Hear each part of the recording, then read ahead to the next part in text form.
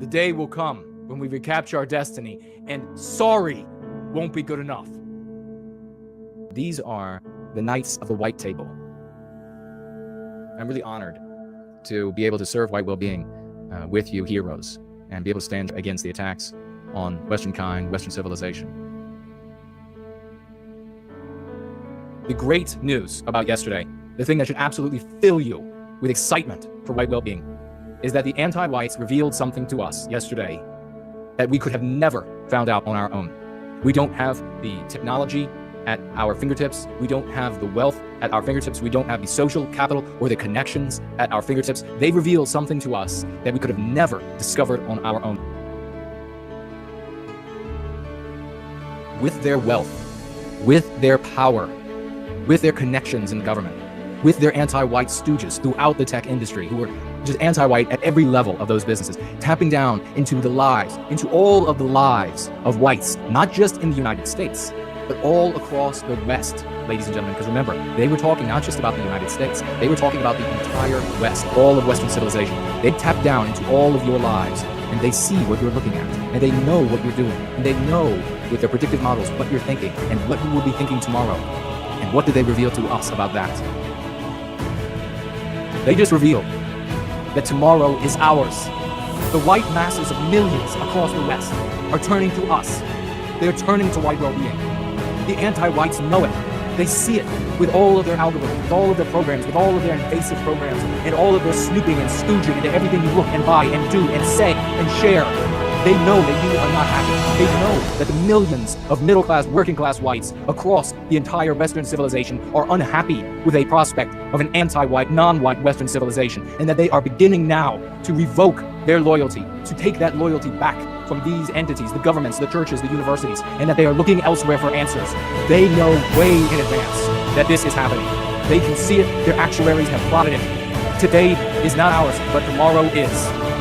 Now I say at the end of this stream, as I said at the beginning, now is the time to redouble our efforts, to triple our efforts, to get to these people with this doctrine of white well-being, not another slogan of conservatives, not another pathetic ideology, or another new flag, or another new right this, or new right that, or alt-right this, not another campaign slogan, not another nothing that loses again and again. This curative contagion for white well-being, this is what the soil is written for. This is what will turn our people to our cause so that we can recapture our destiny.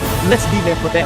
This is what the anti-whites revealed to us yesterday. It is not black pills, folks. It is white pills. It is a positivity. It is a rising dawn in the West. And I now take up the sword of this conflict. And I stride with purpose into that shining light of that western sunrise, into a soil that grows richer by the minute, that is made clear to us with wealth and technology and invasion and privacy that the anti-whites have, and that they know and have affirmed for us yesterday in that committee hearing, that tomorrow belongs to us. Let's go free.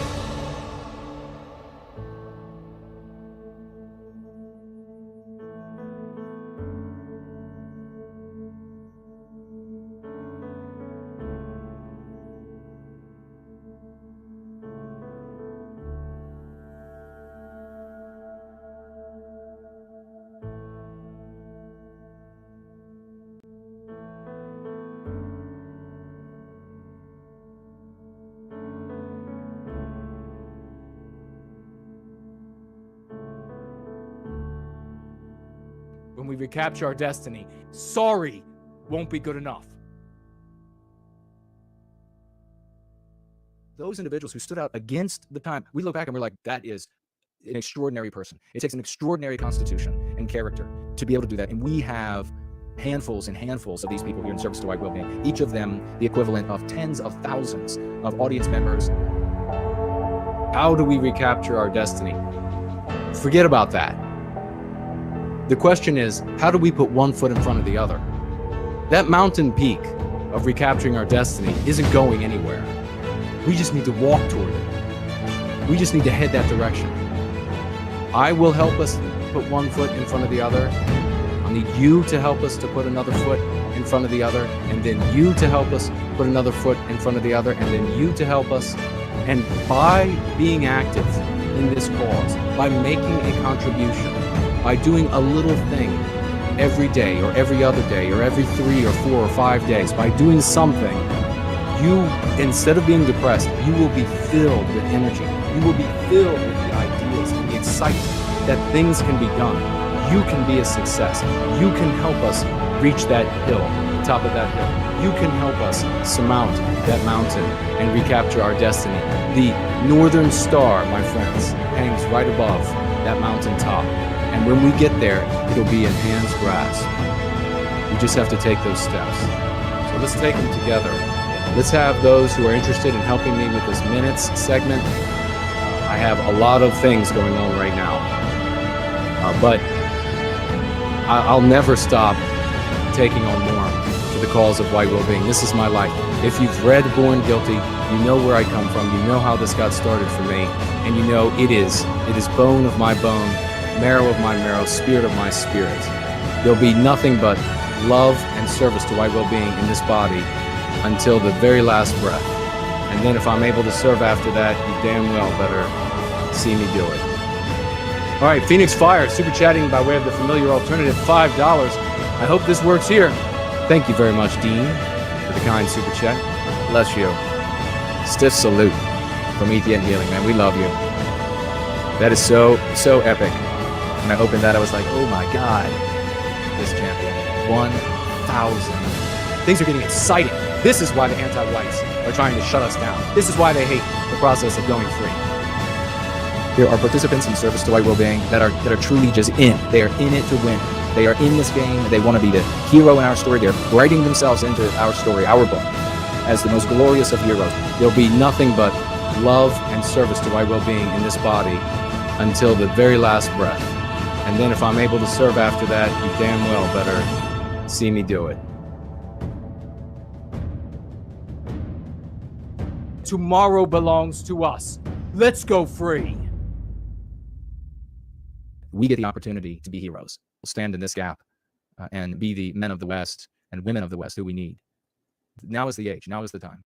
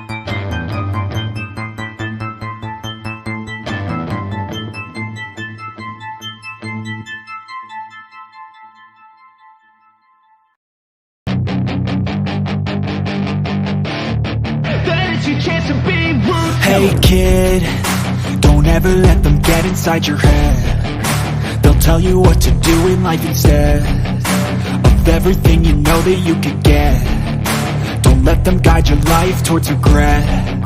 I'll fight for what I love with every breath. My past is filled with things I won't forget. I use them all to push me to my best. So treat the worst of times just like a test. If only I could go back in time, I'd tell myself that everything will end up alright. Just push yourself, test yourself, figure out what you like, and find your limits, don't be rigid, always work towards a prime. Surround yourself with open minds, people can change your life. A few friends with intent can help you feel alive. Find a passion, take some action, and with a little time, just be patient, make a statement, try to enjoy your life. They'll try to kick you while you're down, they wanna rise up while you drown. They wanna fill your head with doubt, they're silently scared that you'll figure it out. I'll make it look like I'm losing, won't bother hiding my bruises.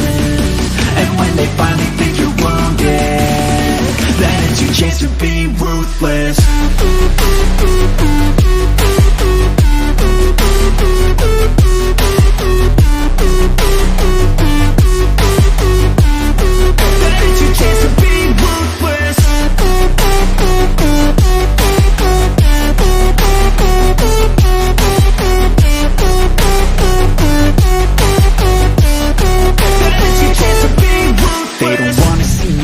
They don't wanna see me care. Anytime I make some progress, I can see that they compare. I think everyone's against me, maybe something in the air. Am I paranoid? I swear a void is forming and they're scared. I walk a straight path, not many can say that. I like to play fast, cross me and there's payback. You better pray that I don't see your face at any place that I go. I know you hate that. I've been doing fine, I'm not wasting any more time.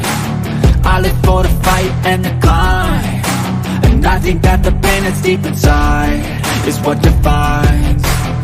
So I won't give up, I'm gonna make it to the top. I don't care what's in my way, I swear I'm never gonna stop. I could fall flat on my face and I swear I won't get back up, cause I don't deserve a thing and the road ahead is tough. They'll try to kick you while you're down, they wanna rise up while you drown. They wanna fill your head with doubt, they're silently scared that you'll figure it out. I'll make it look like I'm losing, won't bother hiding my bruises. And when they finally think you're wounded, then it's your chance to be ruthless.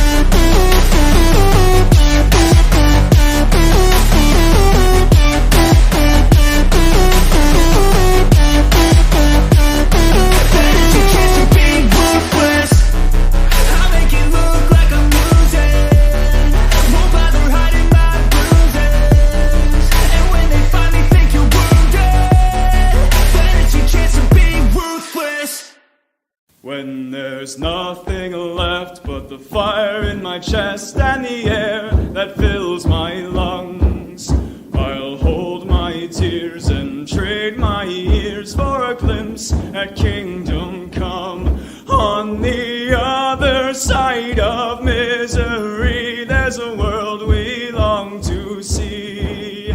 The strife we share will take us there to relief and sovereignty. Oh my God, we'll have our home again. By God, we'll have our home. By blood or sweat, we'll get there yet. By God, we'll have our home. In our own towns, we're foreigners now. Our names are spat and cursed. The headline smack of another attack, not the last and not the worst. Oh, my fathers, they look down on me. I wonder what they feel to see their noble sons driven down beneath a coward's heel. Oh, my God, we'll have our home again. By God, we'll have our home. By blood or sweat, we'll get there yet. By God, we'll have our home. The road is dark, the way is lost. My eyes, they I strain to see. I struggle forth to find a friend to light the way for me. Oh, brothers, can you hear my voice, or am I all alone?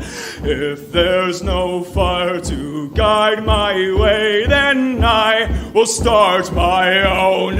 Oh, my God, we'll have our home again. My God, we'll have our home. By blood or sweat, we'll get there yet. By God, we'll have our home. Oh, by God, we'll have our home again. By God, we'll have our home. By blood or sweat, we'll get there yet. By God, we'll have our home. You know we will, and I hope everybody can hear me this time, but let me know. I'll keep an eye on the chat as I share our featured stories today, which are an update on Jonathan Lewis and the teens charged in his murder, Satanic Pedo gang, some pedo grooming for you, anti-whites, of course, Dave Rubin saying whites are next. Can you believe it? Democrats having their own civil war, and it's growing. Nazi-TARDS tiptoeing through the countryside. Musk, a secret j-sperg. Guess we'll look into that and find out whether or not that is the case. And of course, ladies and gentlemen, you probably saw the meme, the hard pill. We'll be talking about that. Your comments, calls, and questions. And then there's this. A guy said to God, God, is it true that to you a billion years is like a second? God said yes. The guy said, God, is it true that to you $1 billion is like a penny? God said yes. The guy said, God, may I have a penny? And God said, sure. Just a second.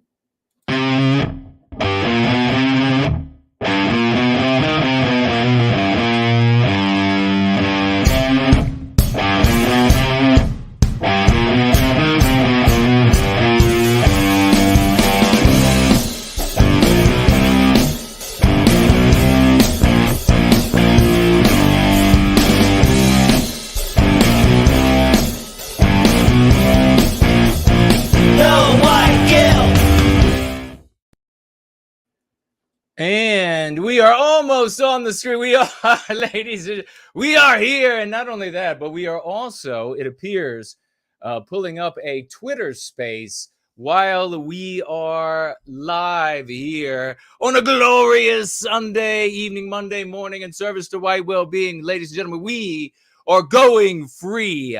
And I hope you are as excited as I am to get into today's gathering. If you would like to financially gift over the course of this gathering, which of course is happening in the once great state of Virginia, across from Mordor on the Potomac. Look at it over there, Mordor. You can see it out my window. It is 5 p.m. in that once great state, 7 in Sydney, 10 in London, midnight in Moscow. I want to see you all. Tag me over the course of this gathering. You could do so as No White Guilt. You may also tag me with a financial gift over at Entropy, which is up and running. You may also financially gift over there on D Live and their cute little cryptocurrency. You may also financially gift in the cryptocurrency of Odyssey and cash dollars over on Odyssey as well. You may financially gift. You may financially gift over here at Cash App. And it does appear that this is working, although I don't know. Maybe it is working. Okay, it does appear to be working. We'll see if anybody shows up. Let me know, actually, if the Twitter space is running simultaneously. You may financially gift over at Cash App, which is up and running. You may financially gift there in dollars or cryptocurrency, which is crawling a little bit out of the sewer in which it was living. And finally, I have Subscribe Star. Yes, indeed. It's up and running. Ladies and gentlemen, great to see you all. The great Brand Danger is with us. Wonderful to see you, good sir. I've never done a Twitter space before, so we're doing this together. And appears to be running, and we'll see if anything happens. I did check to make sure that the live stream was running on Twitter as well. So we got the live stream running on Twitter. We have now added a Twitter space in addition to that, which is up and running. You know what? Maybe I could do. I could even. Can you promote these?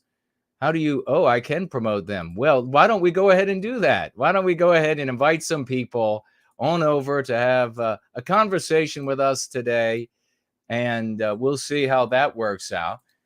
I tell you, I was on 2 days ago, I guess it was, and working away. There we go. It's promoted. And I noticed all the time I see this Richard Spencer fellow. He's got Twitter spaces going all the time. And I wondered, what in the world are they even talking about over there on their Twitter space, since he's no longer a friend of Western kind. And I see these names, all these names that are people in the white sympathetic sphere that are listening. And I wonder, what could they even be talking about? What would be interesting to somebody who betrayed our people and even said as much? And so I clicked on it and I saw the title. I read the title. It said P. Diddy's lawsuit or something of this. P. Diddy, some sort of I guess cultural aficionado, very bright person, I'm sure. And then I was like, okay. And I grabbed the mouse to click off. But before I could click out of the Twitter space, Spencer banned me from it. He kicked me out of the Twitter. It hadn't even been 5 seconds. I just showed up to see what the topic was. It hadn't even been 5 seconds. I read the title and I was like, pfft, and then I reach up to grab the mouse to click off of it. And it says, "You're kicked out. Richard Spencer has thrown you out of his little talk session with all the clowns that will continue to listen to that loser." Great to see everybody who is here today. Kirkland and Linda Hunter is here. Ardent White is here. Misty is here. Biospirit of the West. Myra is here. Lavish is here. One cool Papa J Magic.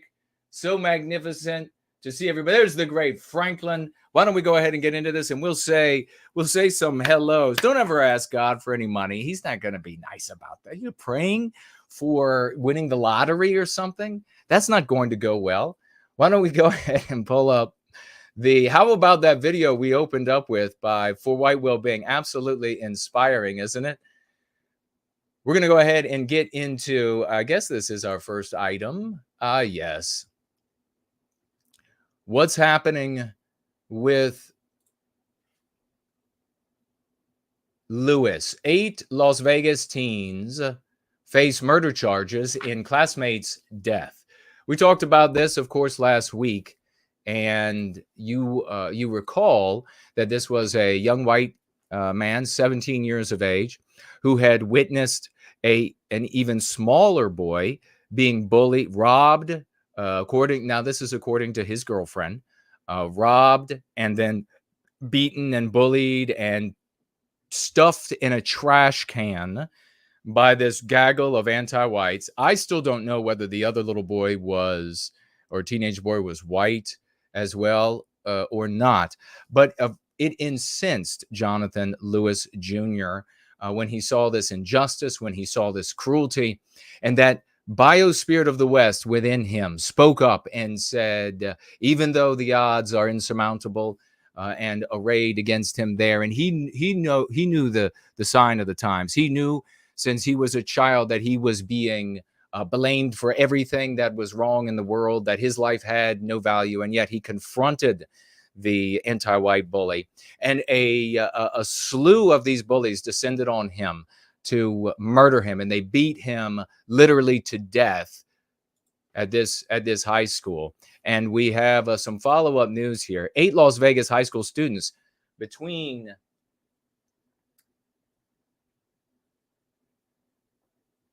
between the ages of 13 and 17. Could you imagine? That's how, like I said last week, this anti-white garbage, and I don't care how young they are, if they're anti-white, they're garbage. This anti-white garbage can't even tell you where America is on a global map. And if you show America and you outline all the states, they can't find their state.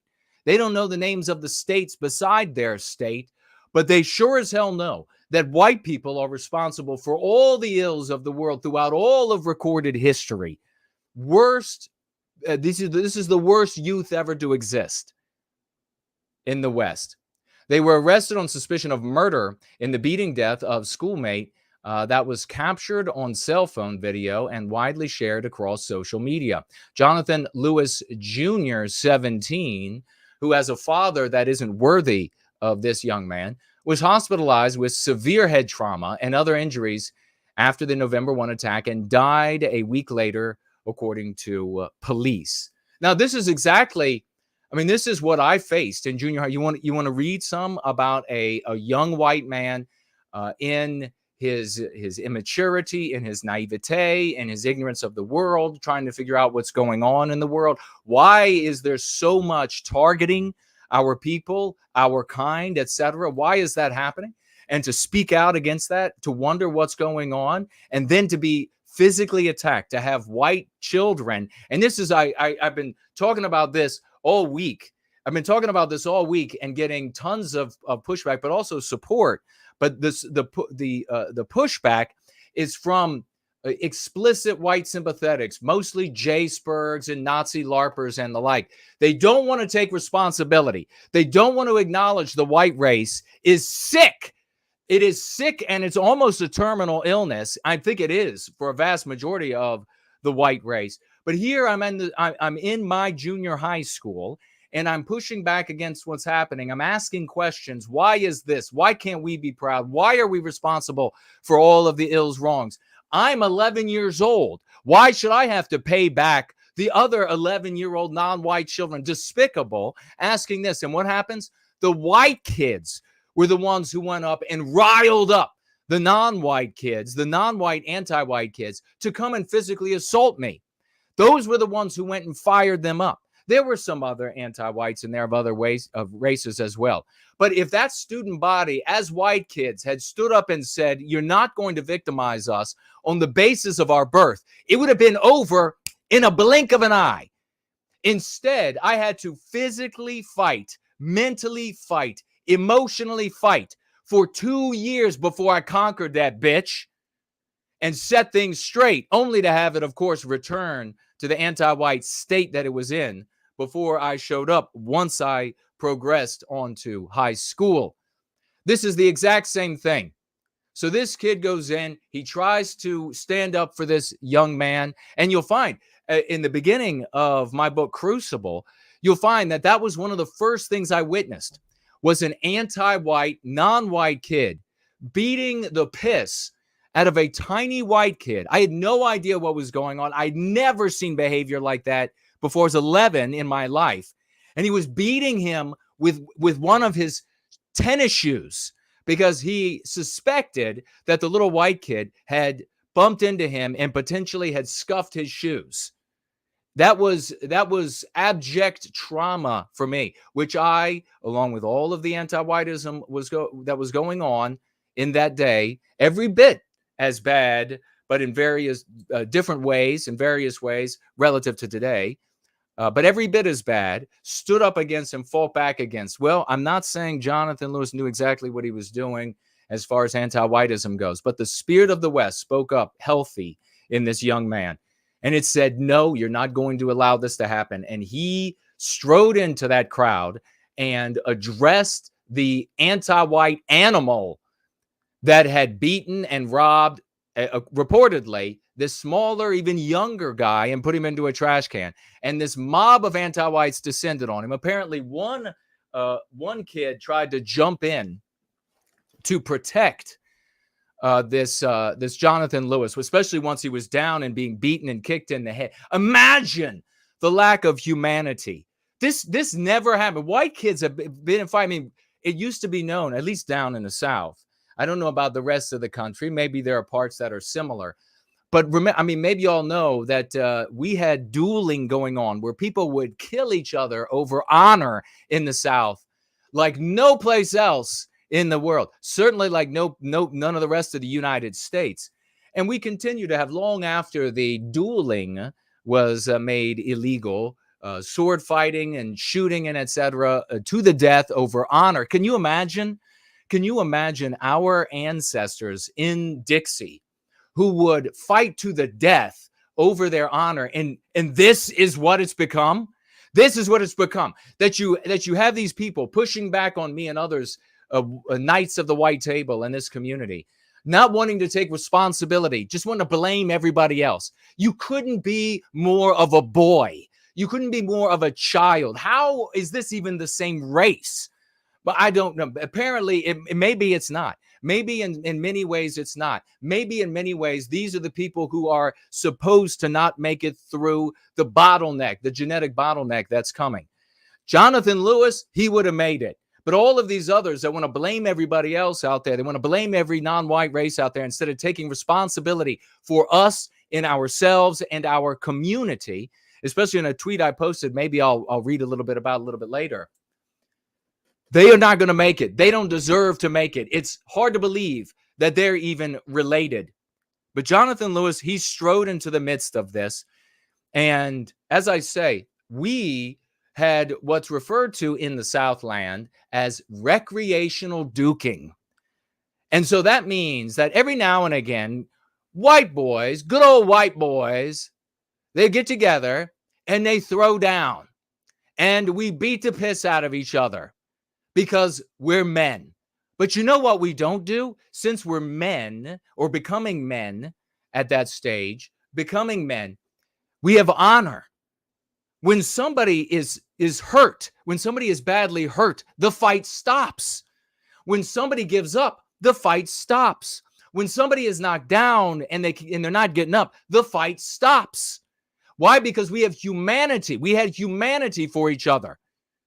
This doesn't necessarily exist in all parts of the world, and it certainly doesn't exist anymore in the West for white people. When a white guy is knocked down, no, that is like the bugle for, or should I say, the deep jungle drums start to beat for stomping his throat and his skull. I mean, these fucking little bastards should be executed. At the 13-year-old, executed. If you participated in stomping, so at 13, you know that if you stomp somebody's throat, they could die. Execution. No juvenile detention, execution. That's how we would handle things if we were in charge of our destiny. But fortunately, at least they're being charged here. He was hospitalized with severe head trauma and then died. I mean, for Christ's sake, I was at fights. Here's one example. I was at a fight where two good old boys squared off and they came together, fists raised, throwing punches. There were 5 or 6, 7 punches, bam, bam, bam, bam, bam, back and forth. They backed up. And then the one whose face I could see said to the one whose back I was looking at, "Oh, we got to stop. Your nose is really broken." Could you imagine? Could you absolutely imagine? It's unthinkable now in the West. And that wasn't, I mean, that was a while back, but that wasn't that long ago. But that's how bad. There's no humanity for white people. The fight, you mean the lynching? The fight appeared to be over a pair of headphones. And no, it was over him being white. It's like I said in my tweet, and you all should get it right. They did not attack him because of their race. People saying that are cowards. People saying that are losers. People saying that are not taking responsibility for our weaknesses. People saying that want to blame others for their shortcomings, for their failings, for them being a loser. They did not attack Jonathan Lewis because of their race. They attacked him because of his. When you can accept that reality, you are in a state of mind to change the world for the better for our people, and thereby for the better for all people in Western civilization. I mean, for God's sakes, if we are in charge of our destiny and you can't gang up on and stomp somebody into lifelessness in the West, that's going to help some other groups of people out there as well.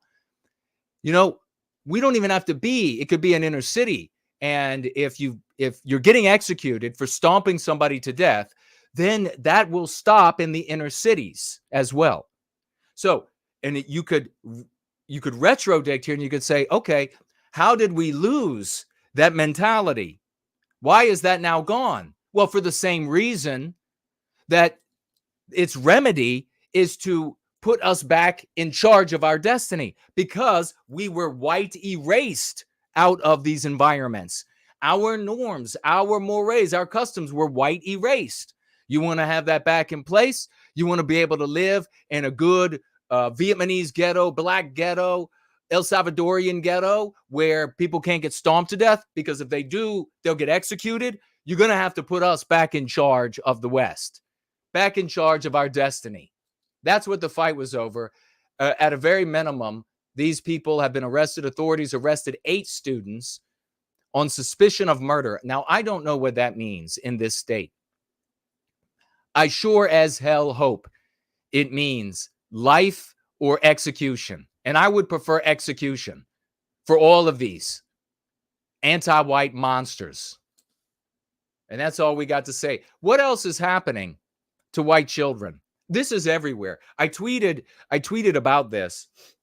This is everywhere in the West today. And it's because white people have fallen so far. I want you to look up, for example, the story about a Bowie and where the Bowie knife came from. I think it was in Tennessee. Look up the number of duels we used to have in the South. You can, if you're white, you could be in New Zealand. That same spirit that manifested in the southern states and Dixieland is in you. You can find that honor in you. You can find that dignity in you. There is no honor and no dignity and no safety for white children in Western civilization when you are being a coward and blaming other races of the world for your problems. It is up to the white man to reclaim the head of the helm. And you begin doing that by taking personal responsibility. How many people respect the CEO or the leader, the head of the department in here or there in the government or there in the private sector, who, when something goes wrong, maybe you're a shareholder. Let's say you're a shareholder because you're certainly vested here, or at least you should be. You objectively are, but you should subjectively realize it. But let's say you're a shareholder, you're heavily vested and invested in the future of this entity, and everything goes to shit. Your money is wiped out, and the CEO comes out and says, it's everybody else's fault. It's not mine. How many people respect that? How many people think that that's the kind of person you want in charge? That it's going to say it's everybody else's fault. Well, that is the totality of the white sympathetic sphere, my friends. That, except for right here, it's conservative, it's implied, and it's explicit white sympathy. Everywhere you look, it's everybody else's fault. Well, we take responsibility here. And because we take responsibility, we have taken productive steps, and we're going to be swashbuckling successes some more a little bit later in this gathering today. So let your friends know this is the only place it's happening. This is the only place change is happening in the Western world. And we're doing it on not even shoestring budget, nothing. We're doing it on nothing but our intelligence and, my friend, the spirit of the West. That's what's making it happen. Everywhere you go, these people, I've gone to these meetings for years and years, thinking about kids like this, white kids. And there they say, oh, well, if we printed the money, if we controlled the banks, if we. Bitch, you have the spirit of the West inside of you. I mean, maybe it's atrophied. Maybe it's an eeny weeny spirit of the West inside of you. Maybe that's the problem. But there is nothing that stops the white man when he has made up his mind. And the white man is not in any of these groups, any of these so-called parties, any of these content creators that just blame everybody else. Time to look out for ourselves. Well, white children would be safe today, wouldn't they? In school, Jonathan Lewis is in school. He was a teenager and he was murdered. It shouldn't have happened. There have been more Jonathan Lewises murdered since Jonathan Lewis. Do you know that? There have been more beaten to death and maimed and etc. in American schools and schools across the West since Jonathan Lewis. And what's happened since Jonathan Lewis? Well, you had a bunch of people complain. You had a bunch of people blame Jews. You had a bunch of people blame blacks. You had a bunch of, so you got a lot of these little pom-pom boys, that want to cheer on the content creators, that want to blame everybody else rather than reaching down and grabbing a set and changing the world. I pointed out in a tweet, and probably because they don't have a set, I pointed out in a tweet that there are more than enough white people. And this is another beating video. I think it's actually a year-old video. And the little boy looks like he's probably white. He might not be, though, but it's indicative of what's happening to us. His head is slammed into the wall in a bathroom. He's kicked in the mouth after having his throat crushed because he's grabbed by the throat and thrown into a wall. And he's gasping for air on the floor of the bathroom as they walk away. And I point out, white children across the West are white guilted and terrorized every single day. And they don't even know that that's not normal. They'll actually say, oh, it's not bad. Oh, nothing's really going on. I mean, talk about growing up in an environment that's so bad and so omnipresent that you don't even know that that's not normal. Sickening. I point out that there are more than enough white people.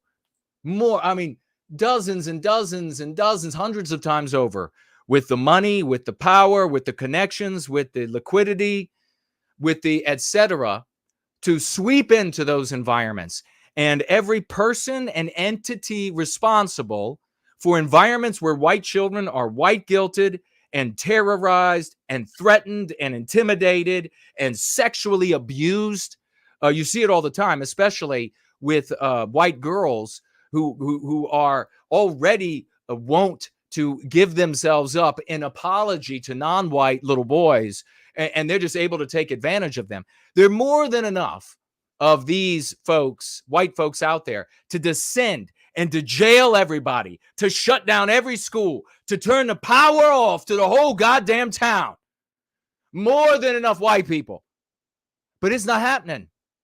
Because white people, until this community, weren't taking responsibility for us, for our safety, for the dignity of our children, for the welfare of our children and our people, and our weakest and our strongest. We weren't sticking together.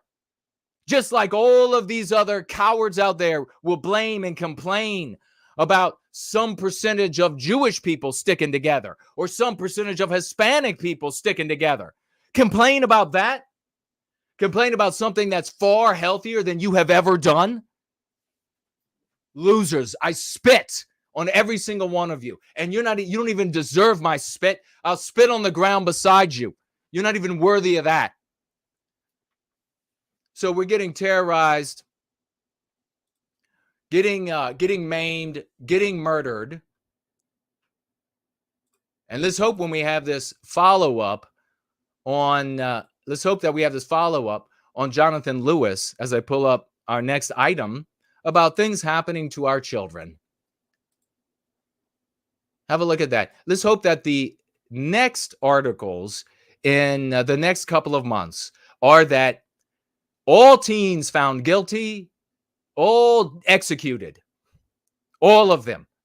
No coddling. I don't want to fucking hear one word about what's going through the minds of young black males. These were anti-whites. I don't want any side of that spectrum. I don't want to hear that, well, That's the way blacks behave. And what's going through the minds of young black males to make them act like, I don't want to hear either side of that shit. These fuckers were anti-white. And when they are dead and in the ground, they'll do a service to other anti-whites. It'll be a message. When the court system executes them and puts them in the ground, that will be a message to other anti-whites that white children and white people in general, white elderly, white babies, white women, white men, all of us, our lives have value. Our lives are important. And you are no longer going to descend on us and treat us as though our lives didn't. So let's take a look at this. A Satanist pedophile, and you know what they're missing here in the title here is anti-white. Now, where's the anti-whiteism? It's in these two non-white anti-whites, Satanists, and it's also in the government. Anti-whiteism everywhere. A Satanist and anti-white Satanist pedophile gang is torturing kids, almost all white, preying upon white, especially white females. Look at these winners. An anti-white Satan-worshiping cult of pedophiles is blackmailing girls into cutting themselves. But the FBI, and what else? What else are they blackmailing them into doing? What else are they white guilting them into doing? White females, they don't have a people. They don't have pride. They're not allowed to have any of that. You know why? Why these young white girls are growing up. This is why I get so angry and disgusted. You have these, one of many reasons. You have these little white girls growing up in the world, and we've had daughters of the West born into this specific community, several over the course just of this year. So I take it personally. Always have. They're growing up. They're not taught that they have a people. They're not taught that they have a people to be proud of. They're not given the option of having pride in our people, of knowing that they are the only creature on earth that can give birth to a white man. And in our opinion, the greatest thing the world has ever seen. You absolutely should sing the songs of our glory in pride. There's no objective measurement out in the cosmos. There's no objective measurement. If you measure it from the cosmos, no race or male or female is better than any other. No civilization better than any other. But you damn well better be able to look at your people and say, this is the best. You got to show that pride. You got to tell your daughters how glorious it is to be born as a daughter of the West, to be able to possibly be a mother of the West. Think about that title right there. They have no people. They're not given an option in the anti-white world. They're taught to hate themselves. They are driven more by emotions, in my opinion, than males.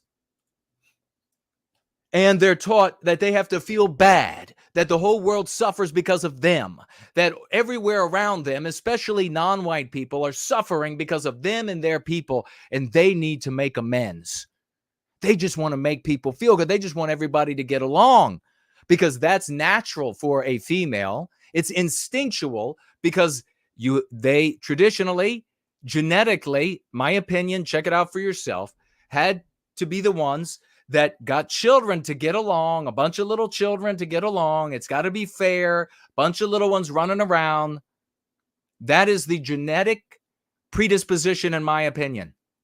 And then they go out into the world, hating themselves, hating our people, hating our history, hating our identity, the identity that we're allowed to have, that we're given by the anti-whites.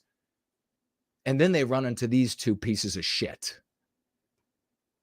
And many others across the internet and in their schools and in their communities. You all have seen it. I saw a video recently on Twitter, 2 white females, anti-white clearly, in the midst of like 5 or 6 anti-white black males, groping them, and obviously going to fornicate several at a time with these white females. How did it get like this? Here's why I get mad. Here's why I get so angry. Here's why you see the passion. It got like this because while these little girls are growing up in that world, all of these white adult boys are out there just saying, it's his fault. It's their fault. It's their fault. Why aren't you blaming them? If you're not blaming them, you're not doing anything. That's all those bitches are doing. And every single day, and more white females are logging online, getting on their phones, hate myself, and then anti-whites like these are showing up. And the response, we could do this all night long. The response from the white adult boys out there, maybe they got a big truck, maybe they got a few firearms, maybe they listen to heavy metal music, maybe they wear some denim with tears in it. Where their big response, it's their fault. The day's gonna come. Every single talk about Jonathan Lewis's father, and him not deserving Jonathan Lewis. None of these. I know a guy who's a big talker. He's a big talker. He's talking all the time about the violence that has to happen. I don't talk to him because of it. Talking about the violence it's their fault. It's their fault. And that motherfucker has little girls. Could you imagine being such a cowardly motherfucker, such a boy, lacking any spine, such a jellyfish bitch, lacking any will whatsoever, that you would even have white babies and know that that's the world that you're going to put them in? And instead of doing something to fix it, something that clearly is working everywhere, you just want to blame others for how much of a you are, for how bad it is. You just want to blame everybody else. Man, I would whoop your ass for the good of your babies. That's what you deserve, to have your ass fucking stomped to blood splattered mess because you don't deserve them babies. That's what you're bequeathing them to. My father would go through World War II trench warfare to protect his family. He would go through napalm and have all his flesh burned right off his ass. Everywhere I look today, nothing but cowards. Nothing but big talkers. Well, this is who his daughter will be talking to. The FBI didn't seem interested in that so much as the fact that one of the members of the anti-white pedophile Satanist cult once used the N-word. For years, the group, known both as 764 and Harm Nation, has tortured what is believed to be hundreds of thousands of girls. But the FBI didn't put its cybercrimes or violence against children investigators on it. Anti-whiteism from both directions. But tell me again, who else is to blame? Instead, its interest appears to have piqued mainly by the fact that the group, most of whose victims are white teens,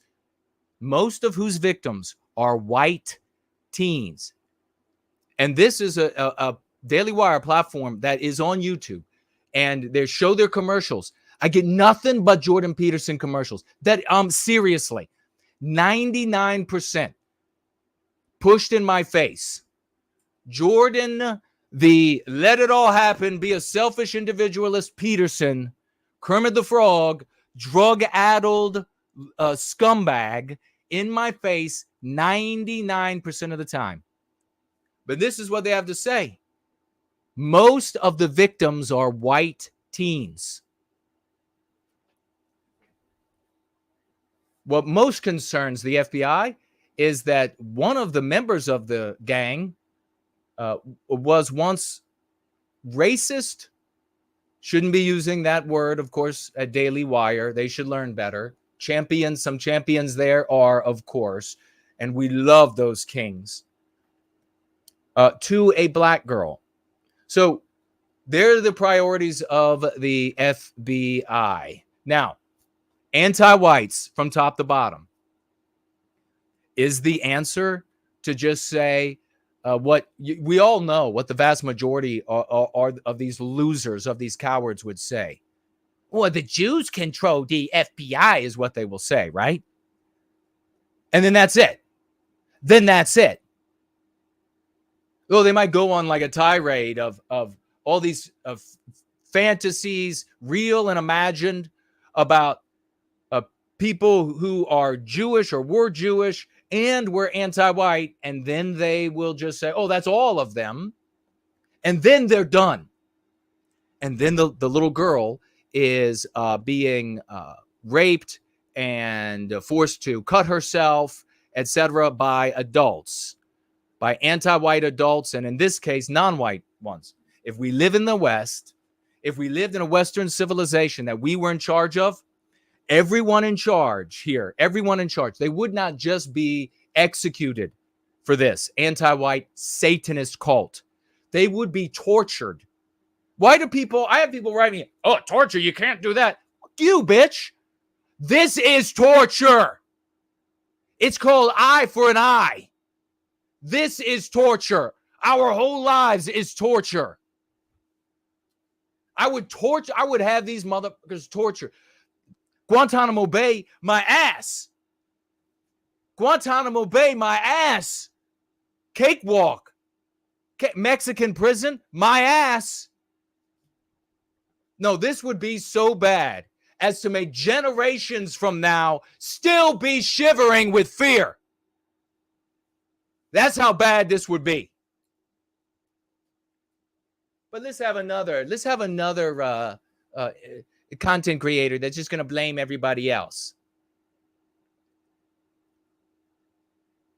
Domestic Terrorism Unit is investigating the Satanist pedophiles, anti-white Satanist pedophiles, for white supremacy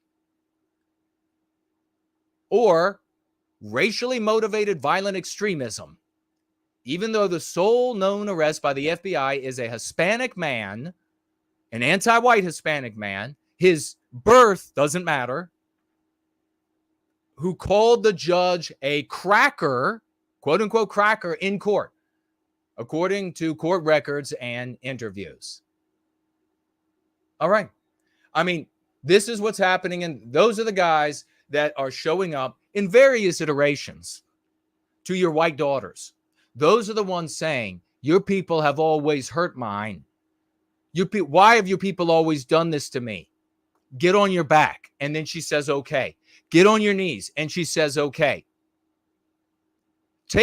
Cut yourself. Take the punch in the face. And she says, okay. Meanwhile, her tough talking dad is going to tell us it's somebody else's fault. It's their fault. If you're not going to talk about them and it's their fault, then you're not doing anything. Sick. The white race isn't great. It's sick. It's pathetic.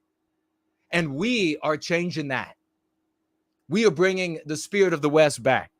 We are bringing subjectivity back. We're making it all sexy again. And we're going to steamroll as we are. The lexicon, the lexical dialectical power, because of me and Team White Wellbeing, or in spite of me, but because of Team White Wellbeing, is going global. It's been going global for years. It's the reason you see anti-white, anti-whiteism, white erasure, hush crime, on and on, Western kind. It's the reason why it's shown up everywhere. The language changing. And all along they were saying it wouldn't work. All along they were saying, you're not allowed, we're not going to let him speak here because he has those funny terms. Those funny terms that were adopted by everybody. Right? And why? Why does that matter? Why does it, you seriously think, look at me.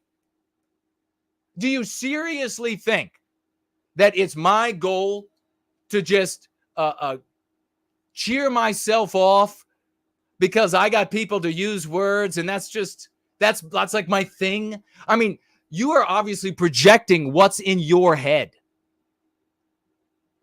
I've been doing this since I was 11, standing up for our people.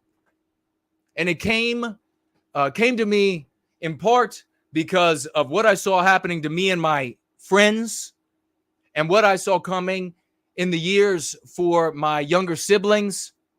And I have always felt this broader love for our people. I've always felt the crimes against them. I was a child. I don't know how well you are. I imagine the folks in Team White Wellbeing, and you better become a part if you want to change the world. If you want to be a better you and you want to change the world, you better become a part today. Today. Then we can stop the anti-white, pedophile, satanic cults.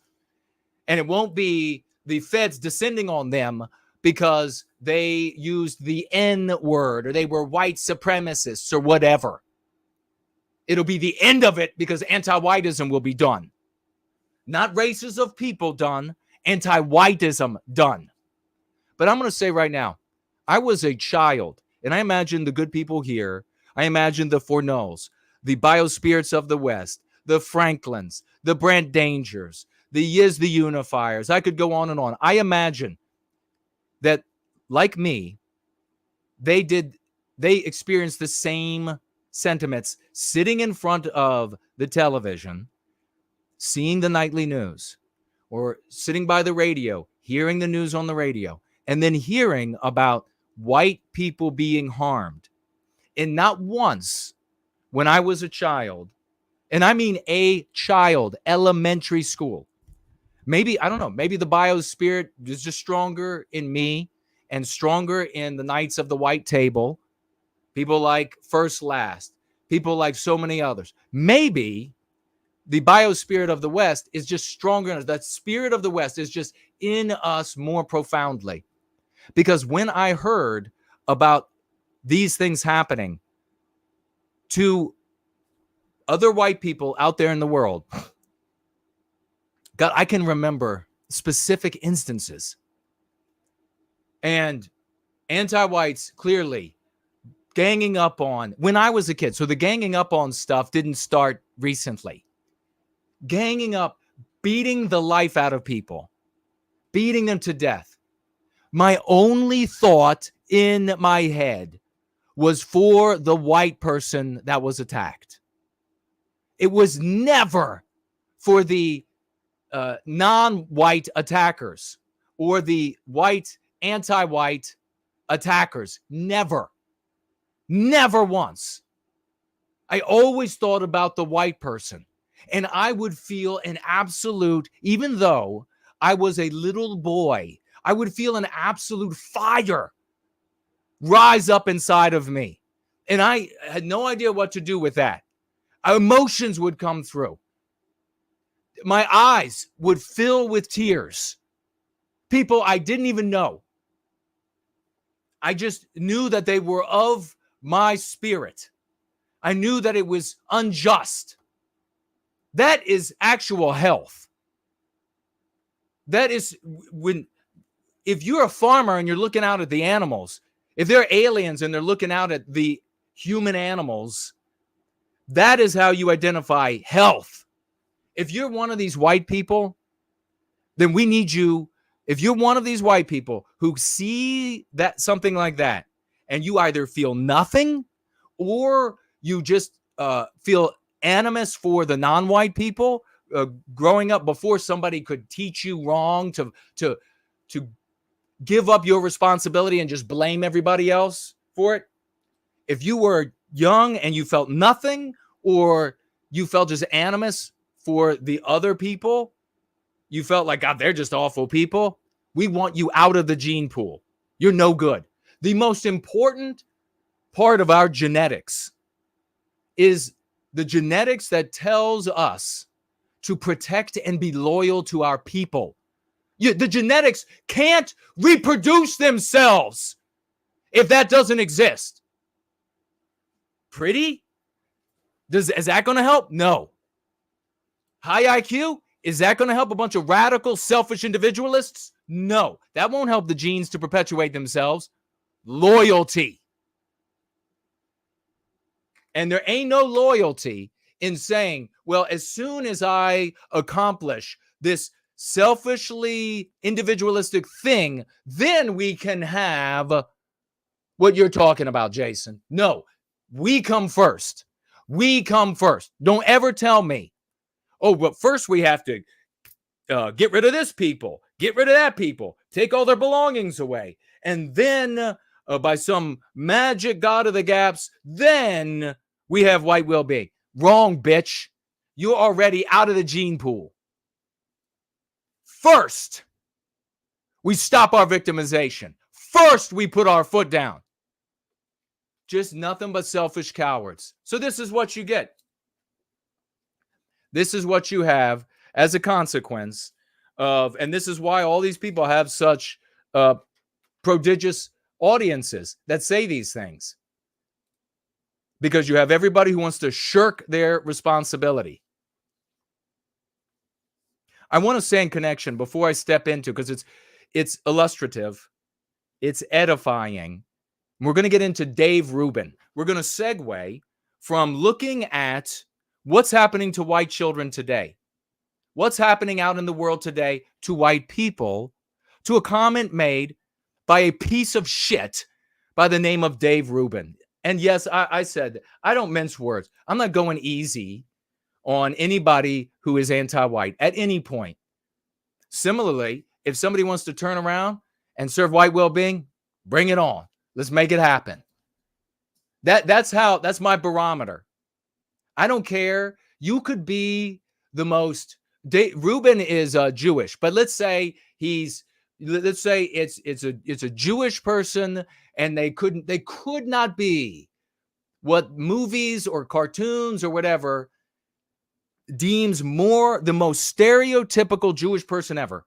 And if they said, hey, let's put an end to the victimization of white people, let's put an end to anti-whiteism, I'm going to say, yes, shoulder to shoulder, we're going to do this. I don't give a shit. I don't care if they have a blutophobia. I don't care if they smell. If they're going to help me stop anti-whiteism, then they are shoulder to shoulder with me. And that's my barometer. That's how you know who is good for our people, who is serving white well-being. If somebody says, oh, no, I don't think I could ever, then get lost. You got your goals mixed up. You got your priorities mixed up. You've been listening to too many of these other content creators out there. But this is something important I want to share very quickly, and we're going to get on to Dave Rubin. We have Dave Rubin. We're going to watch a little bit of a Fox thing about the war, the civil war breaking out in the Democrat Party. Is there something really there? We're going to touch upon briefly the Nazi-TARDS who decided to walk out like Jiffy Lube. Like Jiffy Lube, they marched the streets. They're so tough. We're going to briefly talk about them, and then we're going to get into Musk. Is he really a secret j-sperg? We'll watch some of, I know, your favorite, Ben Shapiro. But we had a guy named John, and he wrote me underneath my tweet about Jonathan Lewis Jr. And he wrote, Black terrorism is an epidemic. So I wrote back to him, unhealthy and unproductive focus, my friend. There wouldn't be any such behavior from anyone if we had not had our norms white erased from law and the courts. John writes back, I hear you, no white guilt, and I agree. But it's a bit difficult to ignore the blatant, disproportionate black on white murders and rapes there are. How do you get past that? Now, that's a great question. And that's why I wanted to address it here, because I address it and John writes back and he says, thank you very much. It's on point. And so I'm going to share with you because there are a lot of people that have been acolytes of Jared Taylor and Jared Taylor wannabes and etc., that they have all the data. They have all, over the years, I've gone to people's houses in the white sympathetic sphere, and they have walls of books on how bad other races are. Here's all the data. I've got the data from this and the data from that. And I've gotten the data where they break it down, and they've gone to all these links in France to hide, but then we figured it out, and you could do it by this and that and the other thing. And okay, your white daughter's over there having sex with an anti-white, non-white to make amends for all the evil. And she's also cutting herself and praising allegiance to Satan right now. You know that? So let me go ahead and answer this. I say this. I'll read it again. John says, I hear you and I agree. No white guilt. But it's a bit difficult to ignore the blatant, disproportionate black on white murders and rapes there are. How do you get past that? I write this. I would not use the word ignore, because that is still giving energy to the wrong focus. I don't ignore crime data, but I don't have time. For it, as I am focused on productive love on our people, for our people. So what does the word productive mean in that sentence? It means that I take steps that create change in the world, change that leads to less white victimization.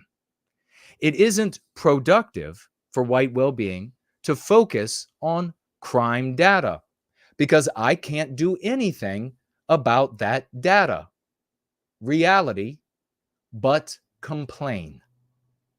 As I am not ignoring crime data, I do not live in crime-infested areas, and I advise those who seek my advice to stay out of such areas. Does that help? And he said, yes, it did, very much. I hope that makes sense to you all. If you have any questions, make sure you tag me, financially gift me, so we can keep. We are running a big promotions for the work that we're doing on X, because for obvious reasons, you have these losers come up and they're like, why don't you buy an ad? I think I will. I think I'll buy hundreds of dollars worth of advertisements, because you fucking scumbag losers, legitimate folks in the white sympathetic sphere, especially explicit ones, do everything they can to poison the well when it comes to the good work that we're doing here, because they don't like to be left in the dust. And they're being left in the dust as they continue to apply strategies and vehicles and ideologies that have failed for generations, ruining their lives. Ye's law to the limits. And they continue to fail. They don't want to be embarrassed by men and women of the West taking up the charge of putting an end to our victimization. So they go out there to poison the well, to slander as many people as they, let me tell you all about him. And they tell folks whatever they feel that specific person or group of people needs to hear to keep them from coming over here to find out about Go Free, the Go Free method, the lenses we use here to free ourselves and to recapture our destiny. So yeah, we're going to continue advertising on X as long. And by the way, yes, I did get it back. Remember, they took it away again. I got it back again, back and forth, and them saying it's fixed and it wasn't. And then back and forth for what? You see, am I getting like rich? Am I getting, where's all the, I'm not like little Nicky become a millionaire and having everybody, I'm the exact opposite. For decades of my life of work for our people with success, and nobody's talking about me. So is that what I'm doing it for? Everybody, this Chen girl recently was like lauding Fuentes, Little Nicky, to all of her colossal fans. Nothing. Do you see the millions pouring in here? Do you see this is for white well-being. That is why I exist. That is why the good Lord put me on planet Earth. Maybe that's the reason you are here too. And that's why we have found each other. Because we kneel before that same glory. So yeah, I think I am going to continue. You have questions, tag me. You can financially gift with those questions about what I just said. The crime data is not ignored. That is putting energy in the wrong place. I am not pretending like it's not there. When I take steps in my life, when I give advice to people, I don't go into places and I don't advise people to go live in places where they're going to be raped, murdered, where their property values are going to plummet, on and on and on. Because I'm the opposite of ignoring reality. I embrace, with my extremely high IQ, far more of it than the vast majority, especially of these midwit losers who just talk about crime data all day long. John was behaving like a man here. Absolutely, he's like, that sounds great. Tell me why. And when you're out there and you're proselytizing for white well-being, when you come across people who are willing to listen, man, that's golden. Love those people. Even if they have to walk away for a time to think about it, mull it over, whatever, those people are the best. Those are the brothers and sisters that we want. When you come upon these people, we see whenever I tweet about white people being responsible for our state of affairs, where we are, why it's this bad, they show up to tell us, it's the Jews. They just want to blame everybody else in the world. Those folks are just losers. When you come upon them, you can just, one quick interaction, if there's a big audience, to see you show them out to be losers and cowards and irresponsible. They don't want to do something in the world. They're just looking for excuses to sit on their ass. Maybe take advantage of that briefly, but otherwise just block them and move on. You can't help. I mean, these are people, insane people. These are people with absolute anthrax, leprosy of the brain. They don't have a race. They don't have a people, and they're not capable of it. All they want to do is be a shadow of another group of people who are healthier than themselves. So just move on. What about Dave Rubin? Let's get rid of that story. And let's pull up this one here where I will be able to actually play Dave Rubin for you. And you'll be able to hear in his own words. But I want to read to you what I wrote. And if you're listening right now, whatever platform you're on, share that we are live, that we are going free, that this is our Sunday gathering, that this is the best thing that you will ever experience in your life. Yeah, I am not going to be everybody's cup of tea. I mean, that's just the way it is. I'm not exiguous. I'm not really little. And so you can't feel superior to me because I'm really little and weak, or I'm not really fat, so you can't feel superior to me. Come on, we know how the world works. It's why trash television really took off in the 70s and 80s, because everybody got to feel superior to the garbage that they were watching. They were like, oh, look how wrecked their lives are. You know it's true. And you know you feel uncomfortable because it's not easy to feel superior to me. That's fine. You just take from white well-being what you need to be a better you and change this world before it's too late. That's all you got to do. So share, whether you're in this Twitter space, or I don't know if that's going to work. I don't know if people are going to care,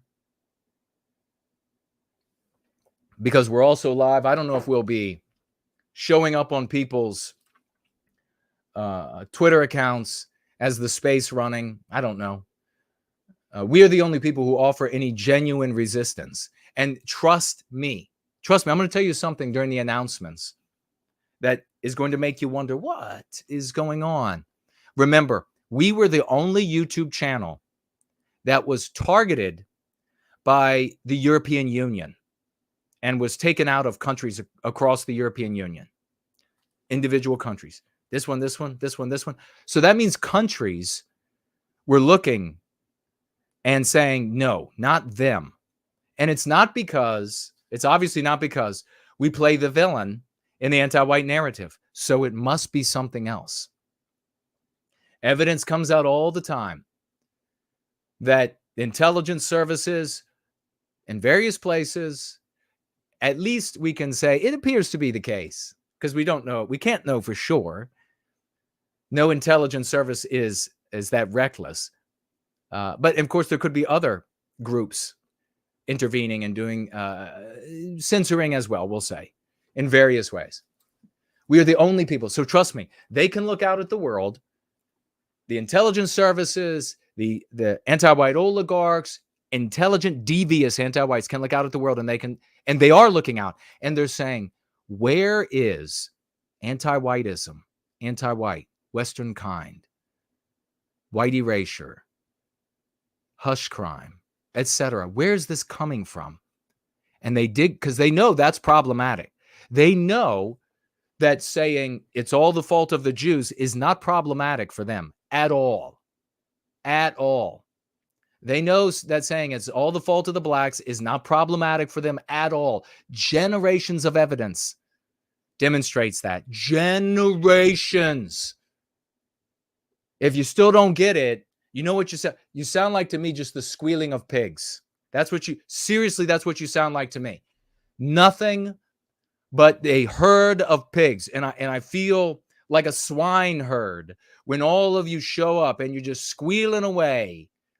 Let's keep doing what's been failing for generations and doesn't even have the goal of ending our victimization, just has the goal of victimizing other groups of people. That's not a problem for the intelligence services. As I pointed out last week and many times before, they will, anti-whites of various levels, if you play their villain, they will show up to come after you. Stop anthropomorphizing the opposition, our victimizers. Stop giving to the acts of an anti-white at a bank or an anti-white at a platform the control, the intellectual, manipulative, and substantive control of all of our victimization. Stop doing that. These content creators, they obviously rise to the top because it's like a shake of shit, and the biggest turds go to the top, and that's why you find them there. Because the shake is composed of all these dumb people who like to anthropomorphize. And if one anti-white with purple hair and 600 pounds wants to decide to discriminate against somebody who is a j-sperg blaming Jews for everything in the world, they say, that's the evidence that they're right. No, it's not. God damn, when were you lobotomized? I can't even see the scar. They did it so good. Stop doing that. But let's find out from Dave Rubin.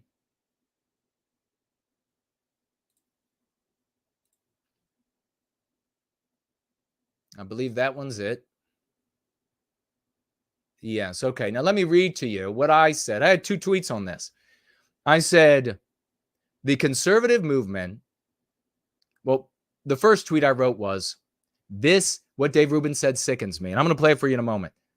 He said that self-servingly, that if white people, he was obviously talking to white people, in my opinion, because he then says, haven't I been pretty good to white people?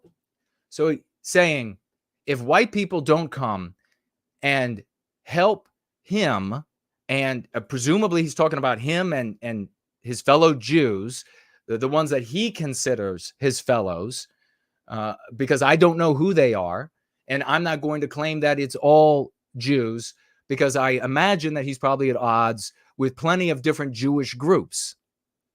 But those Jews he's talking about, if white people don't come and help him silence the people who are speaking out against Jews and Israel, specifically, let's say it this way, Israel and ergo, especially in the minds of some Jews, all Jews, or some Jews. So Israeli Jews and...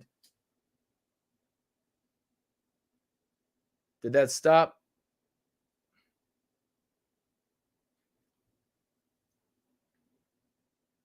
Okay, yep. Let me just make sure it's rolling again. So Israeli Jews and then all Jews in their minds, or some Jews, the Jews they care about, okay? If white people don't come and help silence them, then white people are next. And I exploded. I absolutely exploded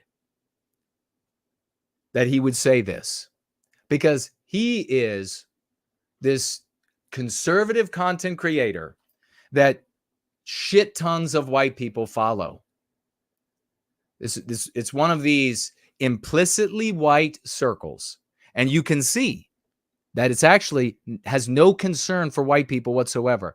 And it's actually an important point, because when we talk about implicitly white sympathetic, that does not invariably mean that at the core of that endeavor, there is actually a concern for white people, i.e. Western civilization, or I should say as well, or ergo Western civilization, since we are Western civilization. We make Western civilization. So there's not actually necessarily a genuine concern there. For the audience, for the majority of audience members, there will be.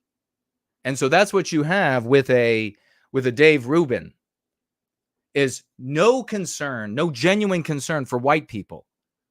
And I feel very confident saying that based on what he said. White people will be next.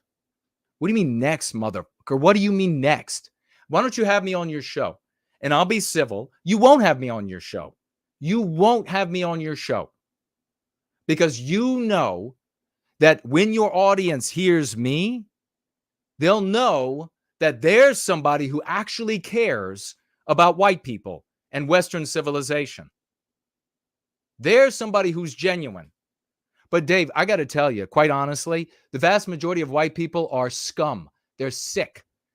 So they'll stick with you. They'll keep giving you their dollars. They'll keep brushing your ego. Just, brush his ego all day long. They'll stick with you, bro. Have me on. And then we'll have a meeting of the minds. And I'll be civil, and I'll give you an opportunity to say how important the well-being of white people is to you, and how you recognize, you're going to correct the record, you misspoke, how you recognize that white people every single day.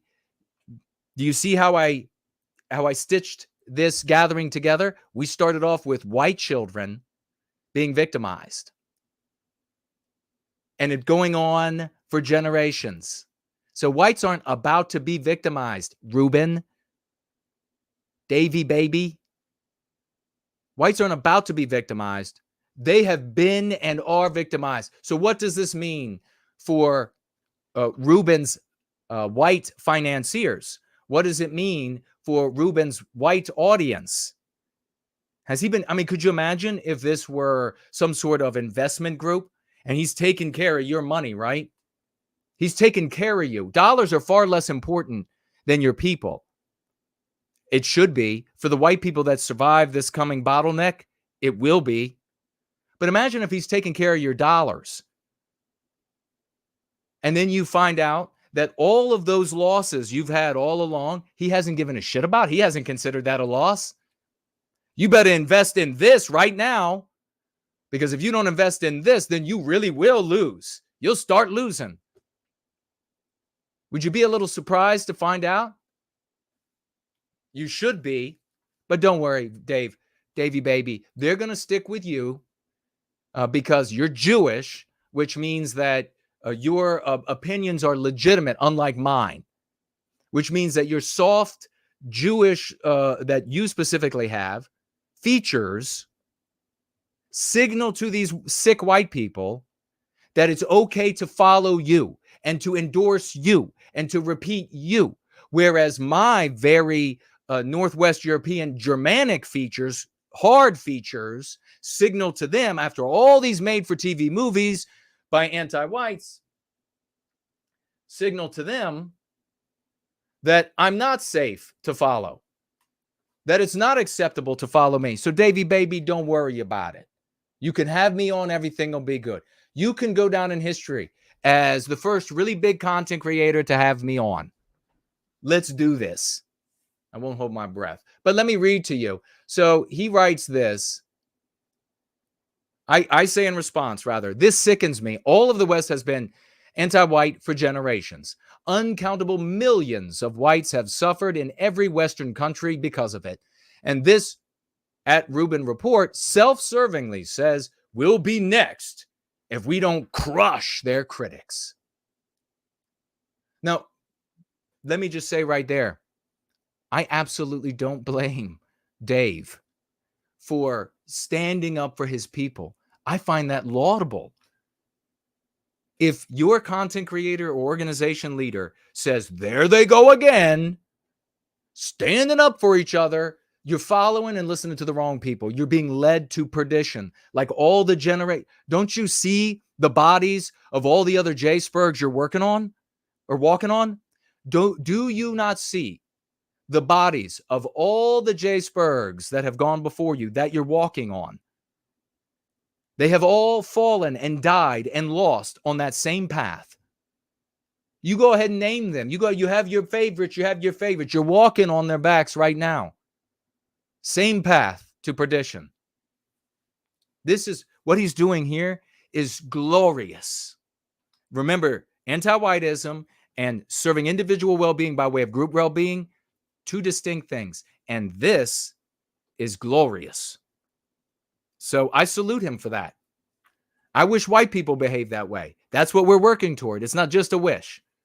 In fact, I take back the wish. We're not wishing. We are going to ensure that white people behave like this increasingly in the future. Because when we do, Jonathan Lewis's will be alive. When we do, Jonathan Lewis's who live won't be maimed and vegetableized.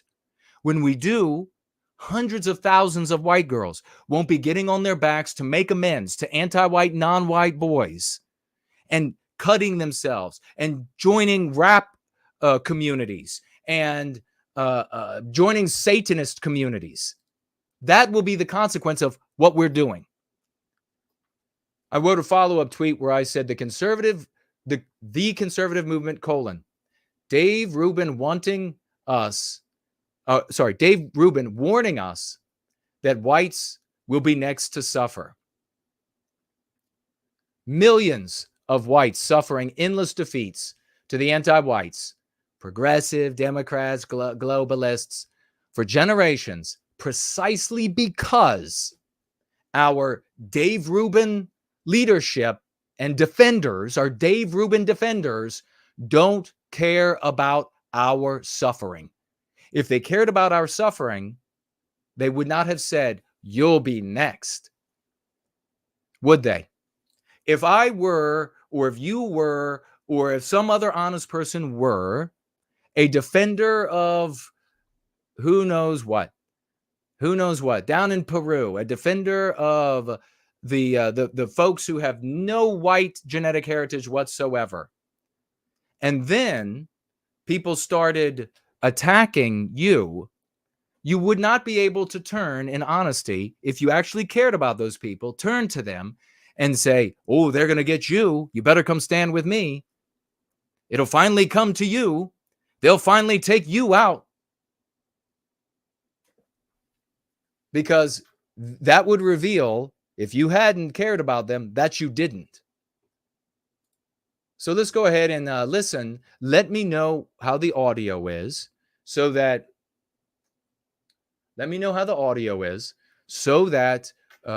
we can adjust it. if necessary. If you think that when they're done with the Jews over there, how's the audio? Let me know in the live chat. Please tag me. Is he same volume? What I asked when I say, how's the audio? Is he about my volume? Do I got to turn him down? Do I got to turn him? I don't think I can turn him up. Thank you, everybody.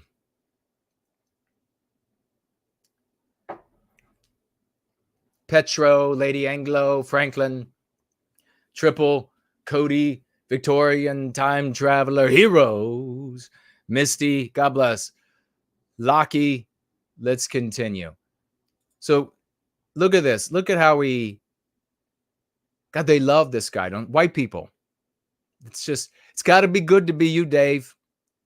Davey, is it good to be you or what? Davey, you got the whole white population. He's a handsome guy, but that's not going to do it for him. And I've listened to his interviews. I really am not terrible. He's not horrible. I mean, for God's sake, he can articulate better than the majority of the population. But it's not my cup of tea, and I can't imagine why. Why does somebody tell me why the Twitter space keeps shutting me down?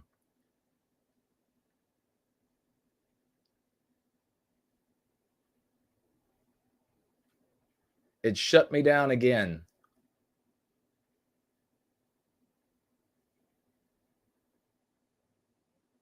I'm not going to be able to go the whole.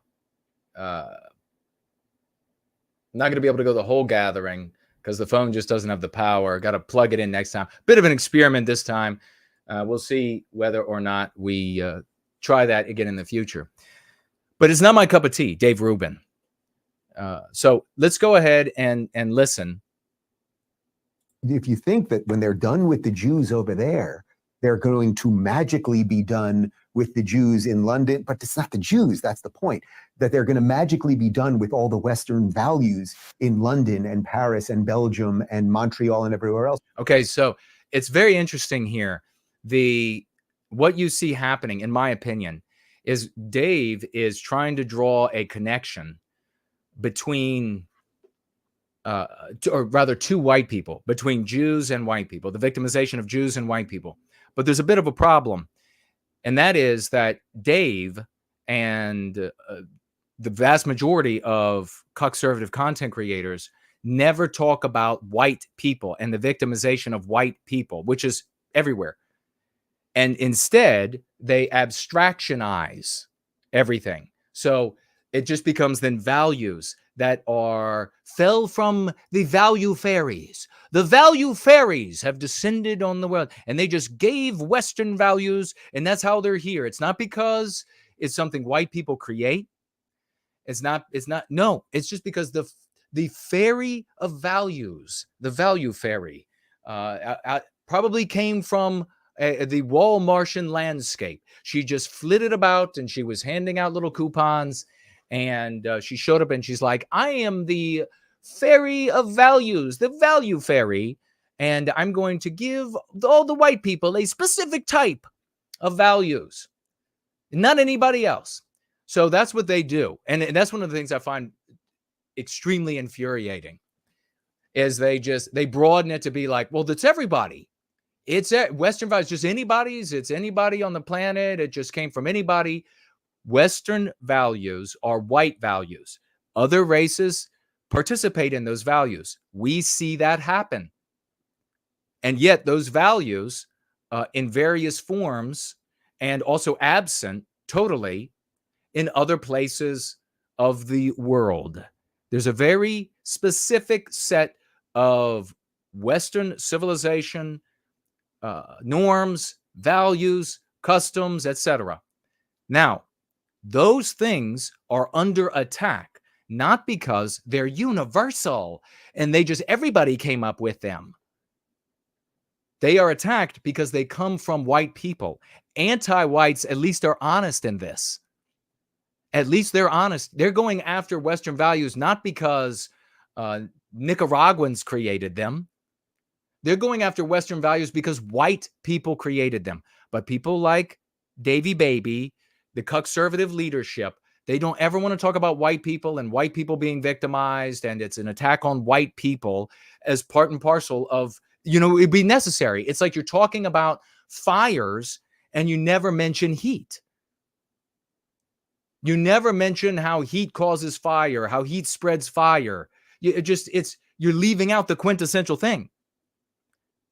So instead, they want to talk about our forms, our exterior, because then not everybody can be white, right? Not every Nicaraguan, non-white Nicaraguan can be white. So instead, it's Western values.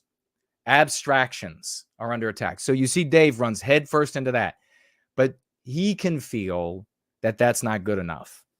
He knows it ain't good enough. He knows that he's selling you this soft shoe, soft peddling garbage. But when it comes to something that he really cares about, he's not going to settle for a dysphemism for white people. Oh no, Davy Baby's not going to settle for a dysphemism for white people. He's actually going to call your ass out.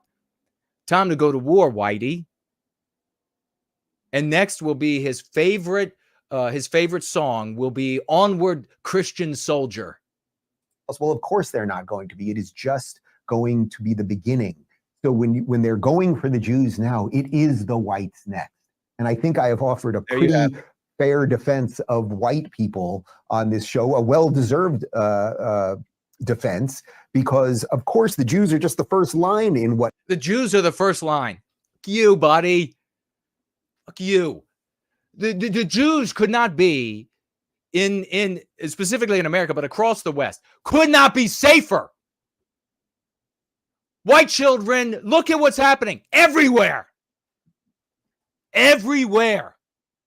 Our norms and our values, our customs, white erased. Our children bludgeoned to death. Our people having to get on their knees before anti-whiteism. The Jews are the first line. Fuck you. This is the guy that is heading up conservative values. This is the guy who's standing up in either obliquely or directly, however you want to articulate it, these abstractions that all these white people show up for. Loving this guy. First line. The Jews are just the first line. Absolutely disgusting that he would say that. He's offered a pretty good defense for white people. That's hardcore anti-whiteism. For that, he can be condemned. Standing up for his what he believes his people to be and his individual well-being by way of their people, by way of his people, a glorious thing. Absolutely glorious. And I commend him on that. And I'm able to do that because my goal is to end anti-whiteism, which will benefit everybody of every race and religion in the West. My goal is not to harm Jewish people like all of these other Jewish spurgs that are just hating on Jews out there. So I can draw the line. And you know what? If Davy Baby here decides he wants to talk about anti-whiteism, he wants to go to war against anti-whiteism, then we can be on the same side. That's how that works. See how that works, Davy? You see how that works? You want to actually go to war against anti-whiteism, and you want to actually be an ally, then we can talk about being allies. But what I just saw there from you is not the behavior of an ally. It is the behavior of a self-interested individual who is creating any argument he can to serve his objective. And I don't blame you for that, but I'm not going to fall for it either. And white people should stop falling for it.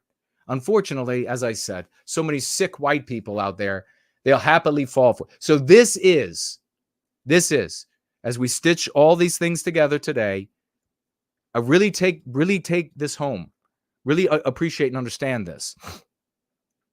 This is the leadership of the conservative movement.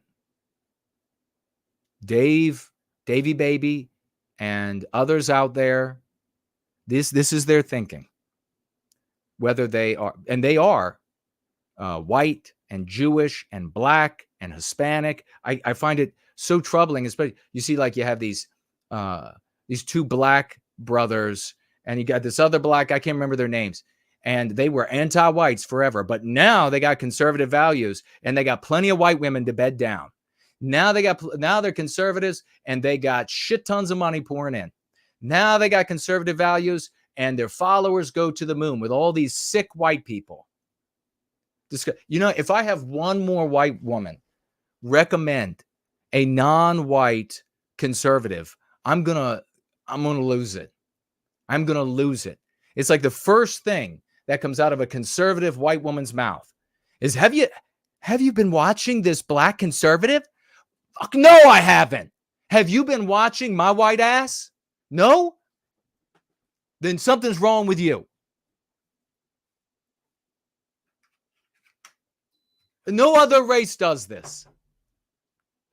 You know, the Jewish people, infinitely healthier than Western kind. Infinitely, on average. I mean, not all of them, obviously, but infinitely healthier than Western kind.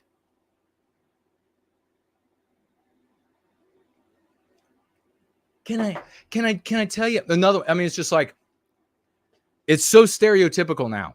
It's like attractive to semi-attractive white woman with MAGA or some other conservative thing, and then on the banner, maybe she's standing there and she's got American flag and 4th of July, Independence Day fireworks going off, and she's got like family dog, and in the bio it's like loves America, loves free speech, loves the Second Amendment, of course, instead of right to self-defense, loves apple pie and all that sort of thing. And then the first thing they recommend, the very first thing, here she is. She's like in her Stars and Stripes bikini. And have you watched this non-white conservative content creator yet? No. Why aren't you watching real men of the West, real white men standing up for our people? You are a big part of the problem, Cupcake. Maybe the fillers were accidentally injected in your brain, and it's smashed the chickpea you have rattling around up there. I'm so sick and tired. That's actually one of these pet peeves that I just talk about. A peeve makes me feel kind of peevish. It was comical when we got started in this gathering, when we're talking about the finicky, fussy, haughty Richard Spencer. Immediately, he's like, he's got to go. 5 seconds before I can even click off. But then we get into how the anti-whites stigmatize us. We go through the world with this stigmata, or maybe I should say, so Christian people don't get upset, stigmatas. We go through the world with that. And I show up in my thinking with all of these experiences that I've had with white women telling me to go watch non-white conservative content creators. Like Rubin. He's really, he's good. He cares about our values. Does he care about our values?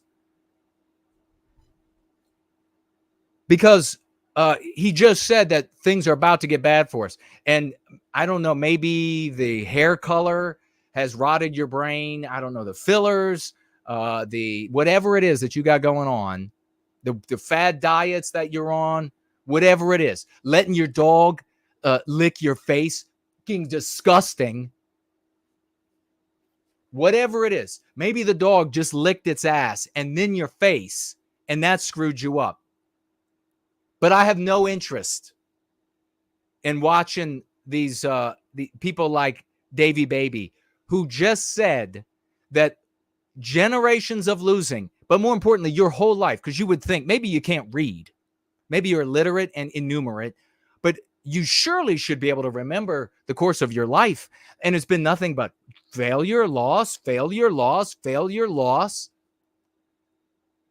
And you want to go more of that. You want to go back to that. No, thank you. Not interested. So your conservative leadership, your conservative leadership is this. And you saw him reveal it all for you here. You saw Davy Baby reveal it all. That considers what's been happening to you no harm, no foul. It's going to get bad for you. Considers that his people are the front line, that the ones that are really getting hurt. You really got to support them. You got to, pass that money forward, pass that support forward, pass that sex forward, pay it forward so that, because they're on the front lines. They're on the front lines. Meanwhile, we suffer in every way imaginable. And then you see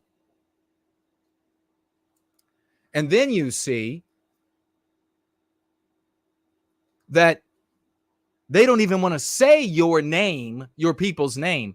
They try to make it all abstractions, which he tried to do there. He ran smack dab into the regular conversation. So that's conservative leadership. Wonder why white children are being beaten and maimed and white guilted and intimidated and guilted, white guilted into sex and abused and drawn into rap and Satanist cults and all of that. Wonder why? Because we started off the gathering talking about all of these white boys who grow up and they have adult bodies, but they're still boys. And instead of taking personal responsibility, instead of maturing racially and politically, instead of maturing, they remain boys and they just want to blame everybody else.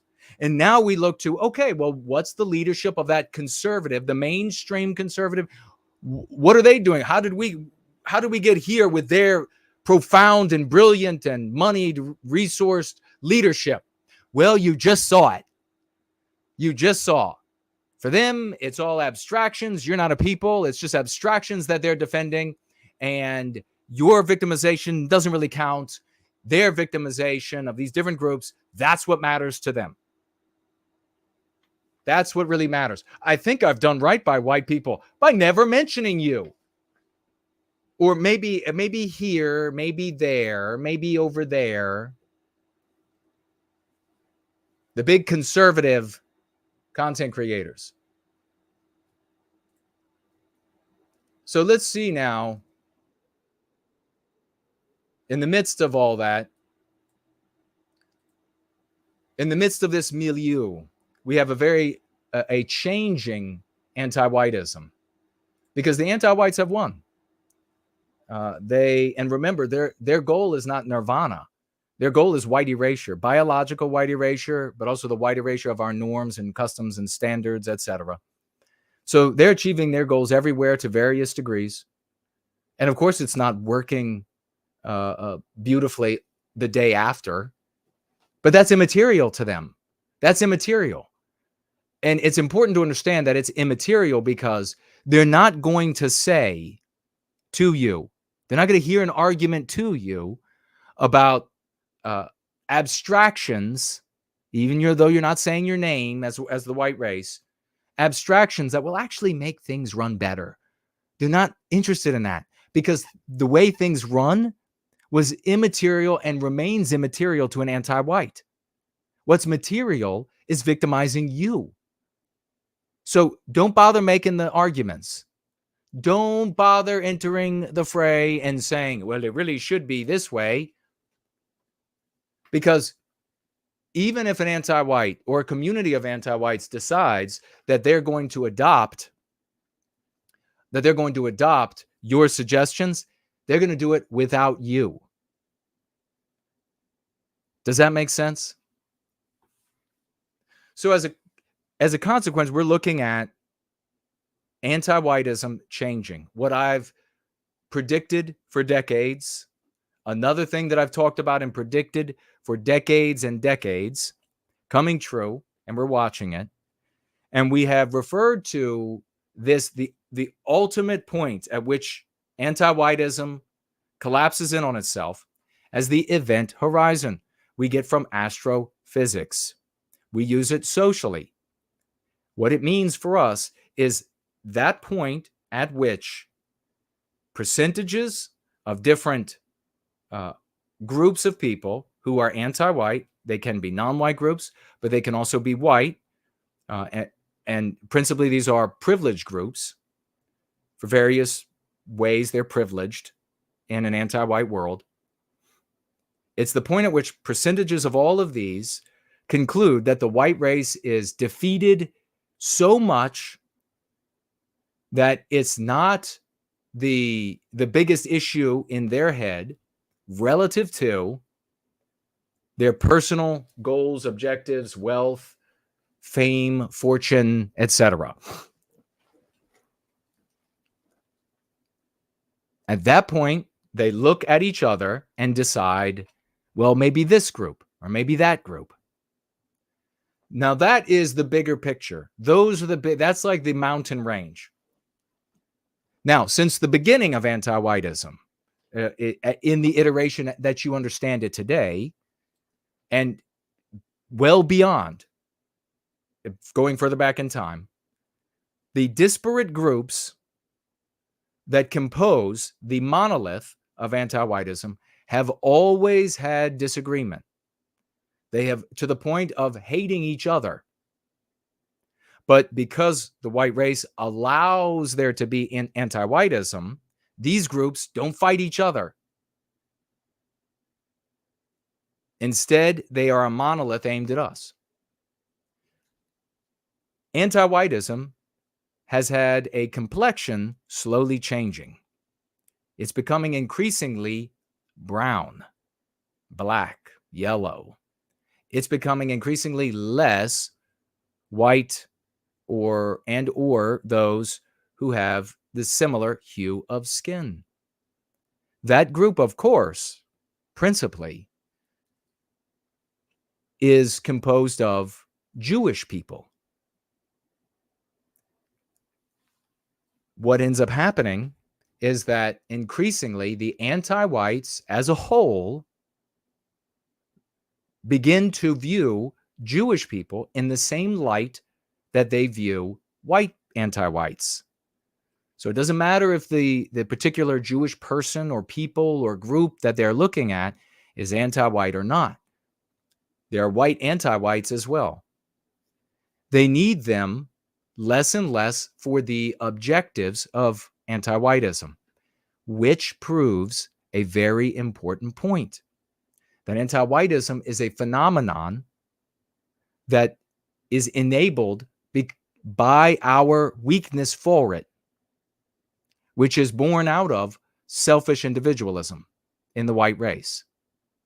It doesn't have a source in Jews. It will exist without Jews. It will exist without blacks, as it existed without non-whites before they were in the West. So, proving I'm right again, proving the Knights of the White Table are right again, anti-whiteism, the phenomenon, as more and more of the individuals who practice anti-whiteism are brown-skinned, black-skinned, it's euphemistically used yellow for Asians, or red-skinned for, I don't know whether these things are considered objectionable to these people or not. If they are, then forgive me. I'm using it as a short of hand to make a point. These different groups, as they are, the percentage is less and less light-skinned, white-looking, or white. Those people who are similar in hue of skin, even if not in structure of face and skull, etc., even if not the same in ethnic or group or religious, or however you want to view the division between Jewish people and white people, even if they're not a single people, they get grouped together increasingly. And so the phenomenon, demonstrating that it is a phenomenon, has an opportunity with the Hamas terroristic attack on Israel and Israel's response, creates this opportunity for the phenomenon to demonstrate one of the great fissures, of the many fissures, but this one in particular, growing in the anti-white monolith. Do not think for a moment that the event horizon and these sorts of things bode well for white people. They don't bode well for a group of selfish individualists who want to blame everybody else in the world for our problems, who don't want to take responsibility for the state that we're in, who don't want to use the tools that we have demonstrated working for many years at all levels. So many of the things I said, I've said this will result in that, and we will do this, and then we will get these people, wealthier people use, and all of these me-nots, all of these losers out there saying, no, it will never happen. You'll never accomplish anything. And it's all being done. So no, just as you see the white race becoming unpaid mercenaries of either the Palestinian or the Israeli side, you're getting a taste of how the white race descends rather further into nothingness, into oblivion, into cheerleaders of different tangible groups of other peoples who don't even like us. They'll only like you, they'll only name you as long as you can get on that front line for them. And then it's back to the abstractions for you, Whitey. Do you see how that works? So as we move closer and closer to the event horizon, the sociological event horizon, we find ourselves in increasingly precarious environs, even making it even more important that men and women of the West stand up today, take responsibility for where we are, stop blaming every other race of people out there, and say no more in their households, in their work, at their children's schools, maybe at the school they're in, maybe at the university, maybe at the trade school, maybe at the family picnic, the family reunion. When we say no more anti-whiteism, it ceases to exist. End of conversation. But you're seeing here this war break out, and we have a small clip from Fox News we're going to take a look at, talking about how this is resulting in fissures in the Democrat Party, which do not benefit us one iota. And anybody telling you it does is stupid or lying.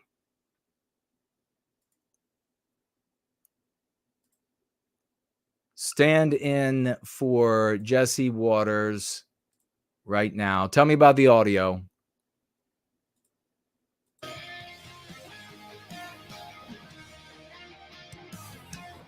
Same level as me or quieter than me? Welcome to a special edition of Jesse Waters Primetime. I'm Will Kane, filling in tonight. Who will he cane? Who named him that? Who's he going to cane? Will Kane. A lot of the women need to be caned. A lot of them would like it. So he could actually use that in the bedroom. I doubt he does. How's the audio? Slightly quieter. Thank you, Ivan. Oh, looks like, I could turn him up a little bit. Well, Joe Biden thought being a wartime president would save his campaign, but it might not only break it, it could be very well the thing that shatters. No, actually, he could not use that in the bedroom. I'm sorry. At first I thought, but he's very wimpy sounding, and nah, he doesn't have it within him. He doesn't have it within him to throw the woman onto the bed.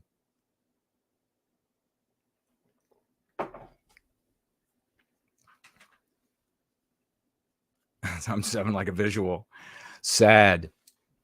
Definitely not in it with this guy to be able to carry her while he's naked to the bed. So that's not going to happen. The Democratic Party. So if Joe wanted war, Joe's got war, because civil war breaking out inside the Democrat Party. It's not just the party. It's anti-whiteism is changing. Another reason why, if you just steal what we create here and you run off with it, as the context changes, those people won't have the tools. They don't have the knowledge of how to make the tools. They don't understand what we understand. You got to come to the well, because as circumstances change, we created the remedy for the previous context. We'll create the remedy for the next context and the next context. Don't follow anybody but the originals. Civil war just broke out inside of his own party. And the longer it goes on, the angrier and more bloodthirsty his base gets. One night, it's the DNC getting ransacked with violent protests. Did you see that? They're like throwing down. It's like Chicago all over again. By morning, it's Wall Street. Today, protesters swarmed the Bank of New York.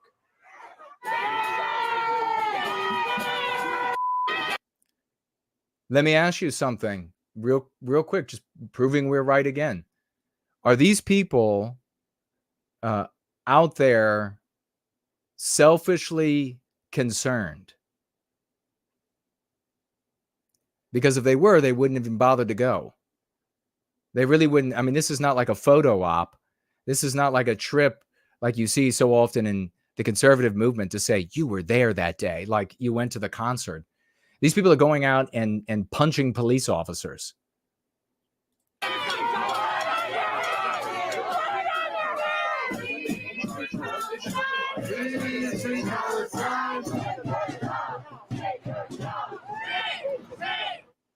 Well, just to burrow over, Democrat Congressman Dan Goldman showed up to work this morning to find his office vandalized. Quote, blood on your hands splattered all over in graffiti. See, back in the, say, let's just pick a date, 50s, 1955, the anti-white movement across the West was almost entirely white. The percentage of non-white people in the anti-white movement was very small. So, just to prove that I'm right once again, how many people would it have happened? How many people believe that the non-white percentage of anti-white activists would have been able to go to war like this against the white anti-whites? Of course not.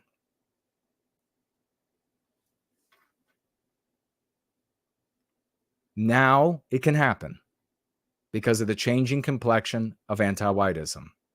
And when it's not their buildings, it's their politicians.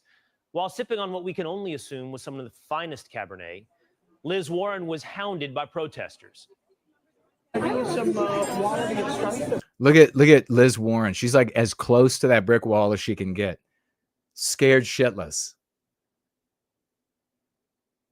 Wouldn't it be nice if instead of complainers who are going to run up and they're going to be like, it's the Jews or it's the blacks or whatever they're going to say. Wouldn't it be great if people were able to run up and it would just happen, and because there's so many of us that were serving white well-being, and they're like, you anti-white piece of shit. Don't you dare endorse a single more anti-white thing. Wouldn't that be something?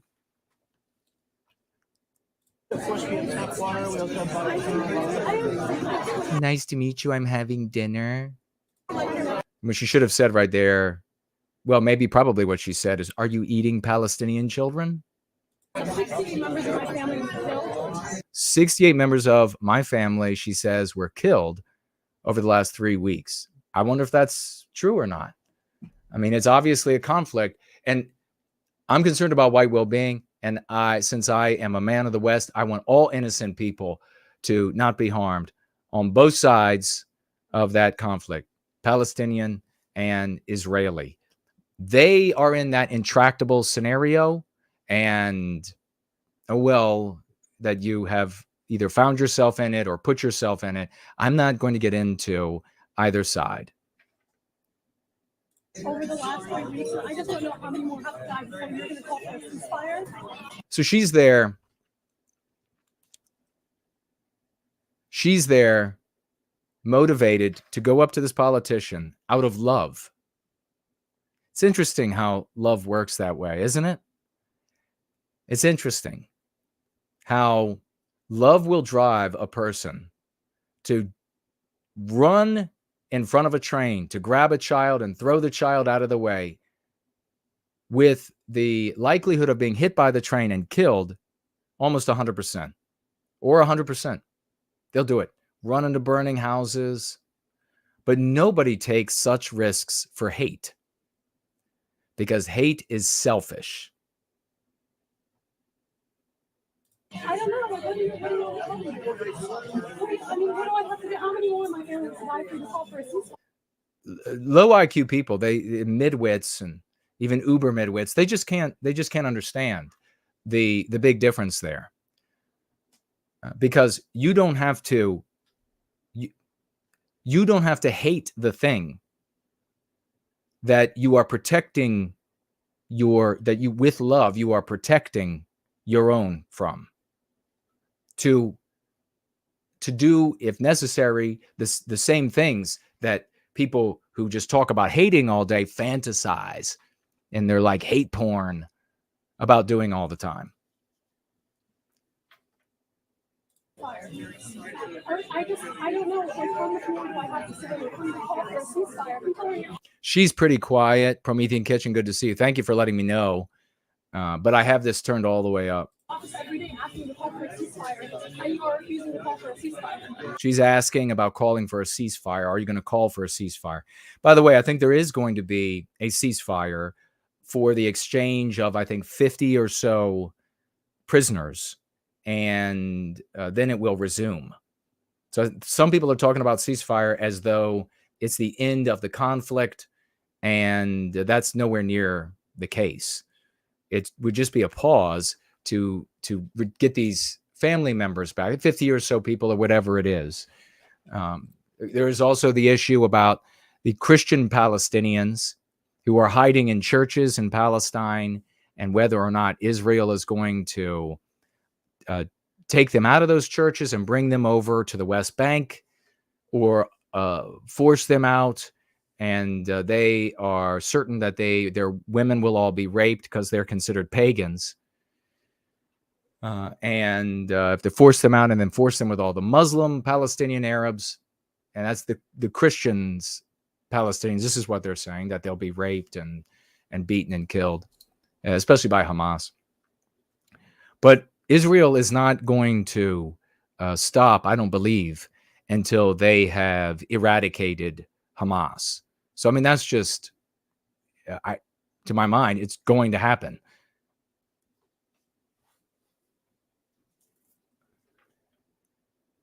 I don't think this is the proper place for it. It's an election year, and Democrats are at each other's throats. If it's not safe for Liz Warren, then watch out, Joe, because he's making a good point there that I hear from conservatives all the time, another wrong one, that it's all about the elections and getting elected and etc. As you can see, it's not.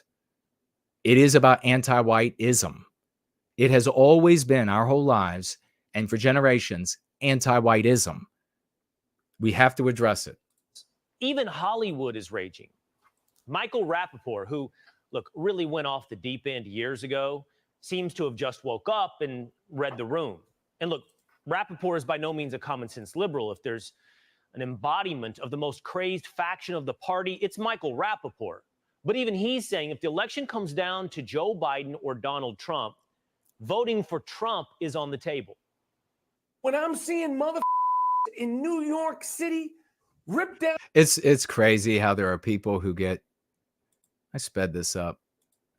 It's crazy how they're like, how is this guy an entertainer for white people? Why do people watch this? Sick race. We got a sick race. Down Israeli flags, rip down American flags. When I see people, they ripping down these flags. He doesn't give a shit if they rip down American flags. He doesn't give a shit. Hey, if you're listening to me on the Twitter space, let folks know. Tell other people. Share it on your Twitter that we are on the Twitter space. Let people know. This guy doesn't give a shit about American flags. He's anti-white as all hell. He's doing what? just like Dave Rubin. So you have this guy who is who I guess they would call him a liberal Jew. And then Dave Rubin is a conservative Jew. And they're both doing something beautiful. Beautiful. Wouldn't that be great? You're a white guy. You live on your street. White guy across the street he's the liberal. You're the conservative. And you both are like, what can we do for white well-being? I would love to have those conversations. I'd love for my world to be like that. Let's figure out how we get to white well-being. You like these liberal things? And of course, those wouldn't be liberal as a euphemism for anti-white, but maybe more classical liberal ideas. And then I want these more conservative ideas. God, wouldn't that be great? God, these people, these folks, this percentage of the overall Jewish community, very commendable for this behavior. Got to learn how to have the same behavior. They didn't create it. Other groups of people practice it. It's a consequence of the social dynamic of the human animal in proximity, groups in proximity. So it's like a physical aspect of the universe. Gravity draws things toward the center. Same thing here. He pulled down the Israeli flags and he pulled down the American flags. Flags on Veterans Day. On Veterans Day. How does his nose go? Does he eat through his nose? Where the fuck does the food go?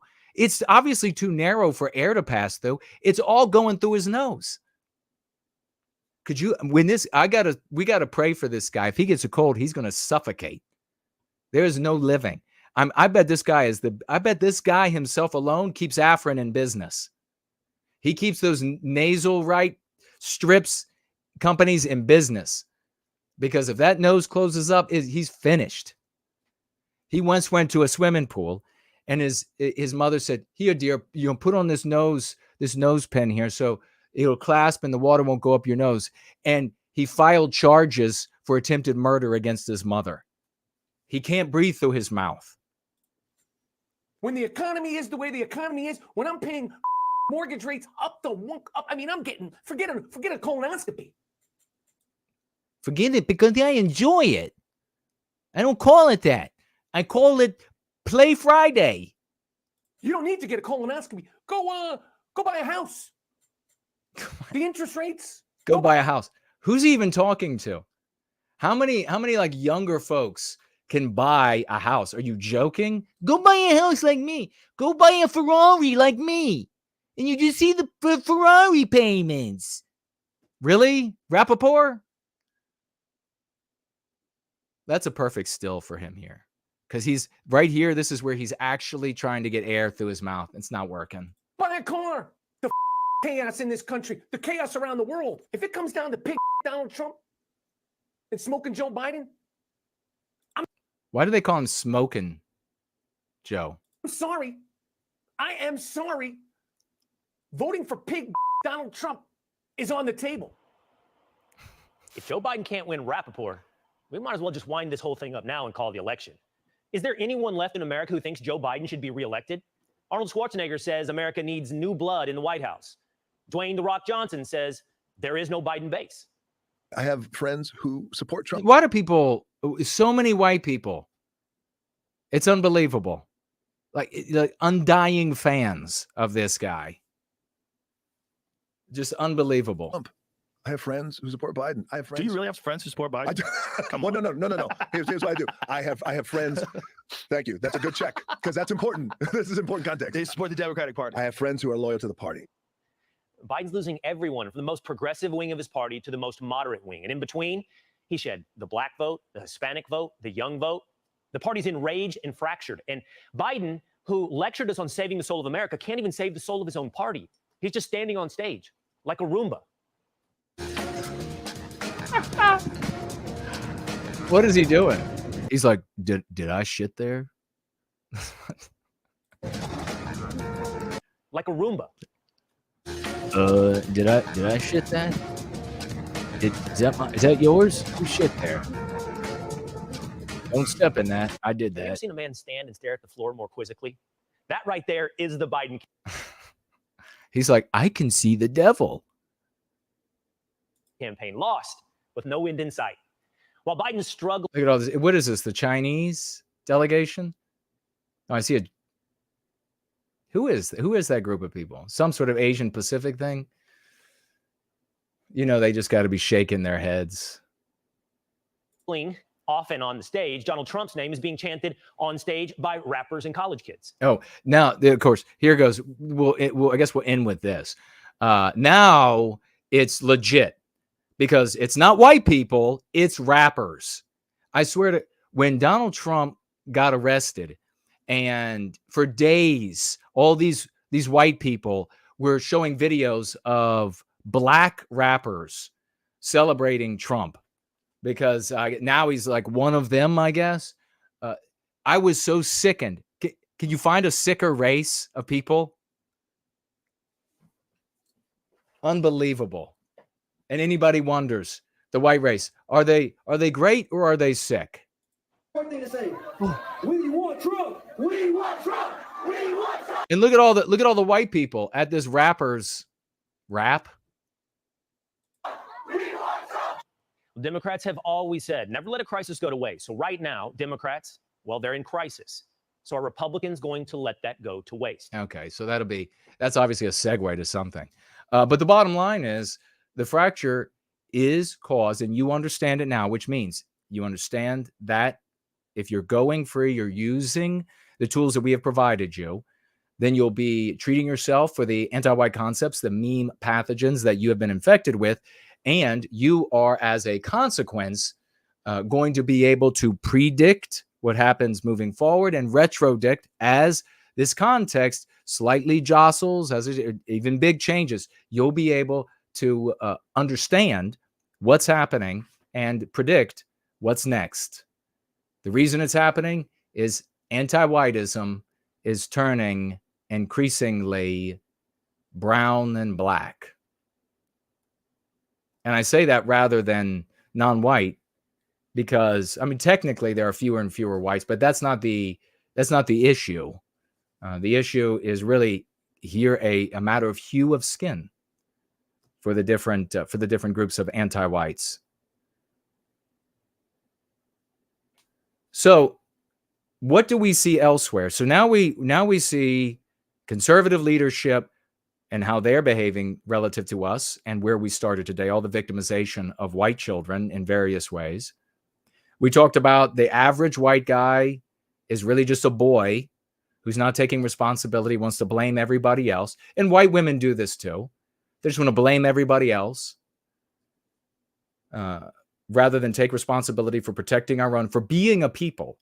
Because we offer this. And how many white people come into contact with this and they're like, oh, that, I don't want none of that. And they zoom away as quickly as they can. We've had people coming in and out of this Twitter space, the whole gathering so far. White people showing up and they're like, what's this all about? Wait, responsibility? No, he's not going to blame other people.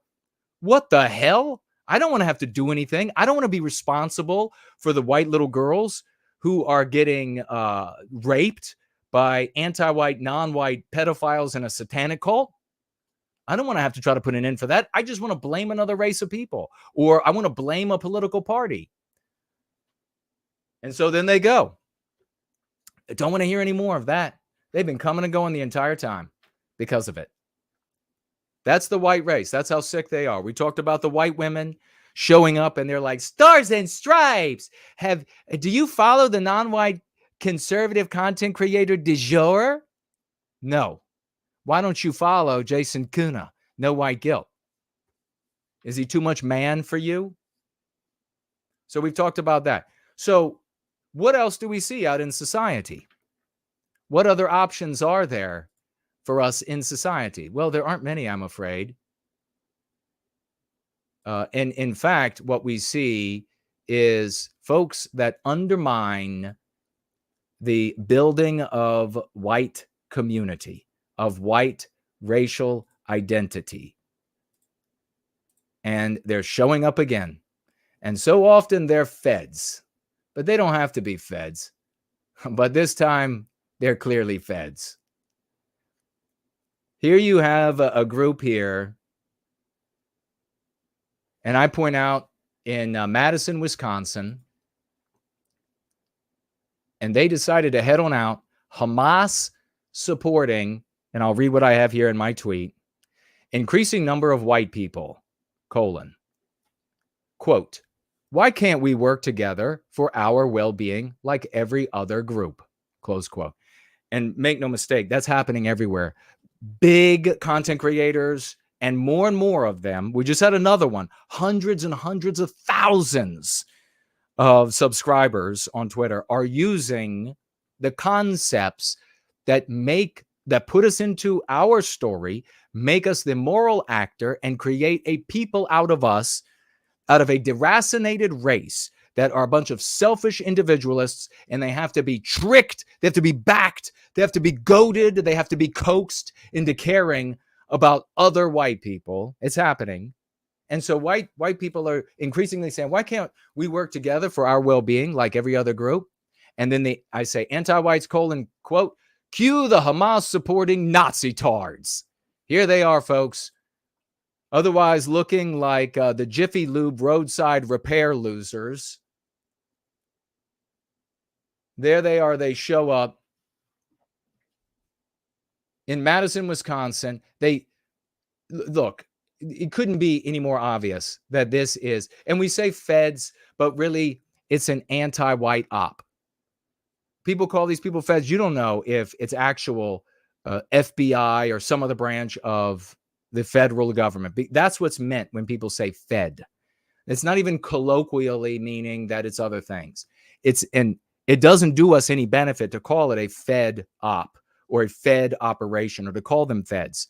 This is an anti-white op, anti-white operation. They are anti-white ops, anti-white operators.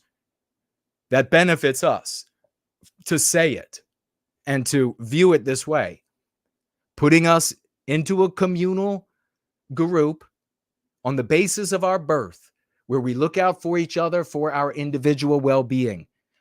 Boy, Jason figured it out. And he's been pushing it for all these years. And I'm going to continue spending hundreds, thousands on advertising on Twitter because all this scum like this here, getting in the way. Now, this could be, we have no way of knowing, anti-whites in the federal government of the United States behind this. It could be anti-whites in other governments behind this. It could be anti-whites entities, individual entities behind this. It could be wealthy anti-white individuals behind this. In fact, looking back in history, we can look at a lot of these American Nazi parties, and I've never found one that wasn't being financed in whole or in large part by a single anti-white. And I will tell you today, right now, there's a financier of a number of these Nazi groups. And there are some people who say that this guy is genuine and just an idiot. And there are other people who say that he is likely to be anti-white, likely to be getting the money that he's investing in these Nazi groups, Nazi parties, and etc., from sources behind him. But there is a single individual pouring money into different, and I would not doubt at all that that same individual is behind, in whole or in part, these anti-whites. He goes around to other groups, financing.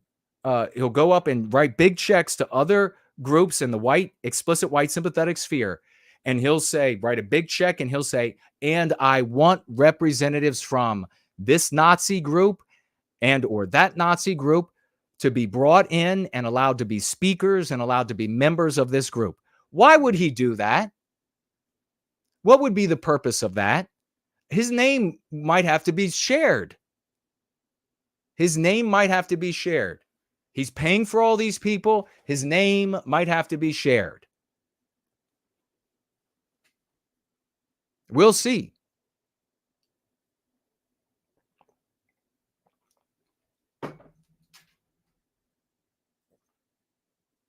It's like, how many times do we, if you're in the white sympathetic sphere, and all these content creators, radio hosts, everybody that you can think out there that have been around for a long time, they all know that these financiers came in, and we've talked about it in person. We've sat at conferences. We've sat at the after parties at conferences, and we sit around and we're like, yeah, can you believe that guy ended up being anti-white? But for them, often for them, it's not that they're anti-white. Like, I'm the one there saying, I can't believe that the financier was anti-white. We find out he financed everything, an anti-white guy.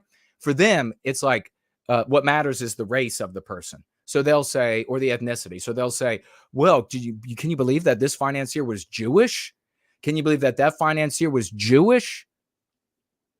I already mentioned it on a stream before. You know who paid for that castle in West Virginia, right? That wasn't a white guy. So anti-white? Maybe, because nobody knows anything. Apparently, nobody's saying anything. Nobody is saying a word about this guy. Just that all this money came in to buy a castle and more. It was a fraction of the money that bought the castle. So, isn't it funny? And that same webzine does nothing on us, says nothing about our big successes. They're apparently Poroshenko, Karlin Poroshenko can hire a detective and do her own research and find out that all of the lexical dialectical changes are coming from us. She can figure that out. But all these content creators in the white sympathetic sphere, they just have no idea where it's coming from. They're not going to talk about us. They're not going to interview us. They're not going to say, can you believe this? We care about the border and about immigration, and this massive change in the conversation is happening. And we found out where it's coming from. We're going to have this guy or that guy on from this community where this is happening. It's an amazing change. In all the years we've operated, there hasn't been any change that was favorable. Finally, we have a favorable change. No. And they're getting their money from people who, in this case, weren't white and might be anti-white. I don't know, because you can't find out, and I don't have the time. I'm not investigating. But content creators in the white sympathetic sphere, they've sat around, and after the fact, this group falls, that group falls, and they're like, whoa, really? Yes, really.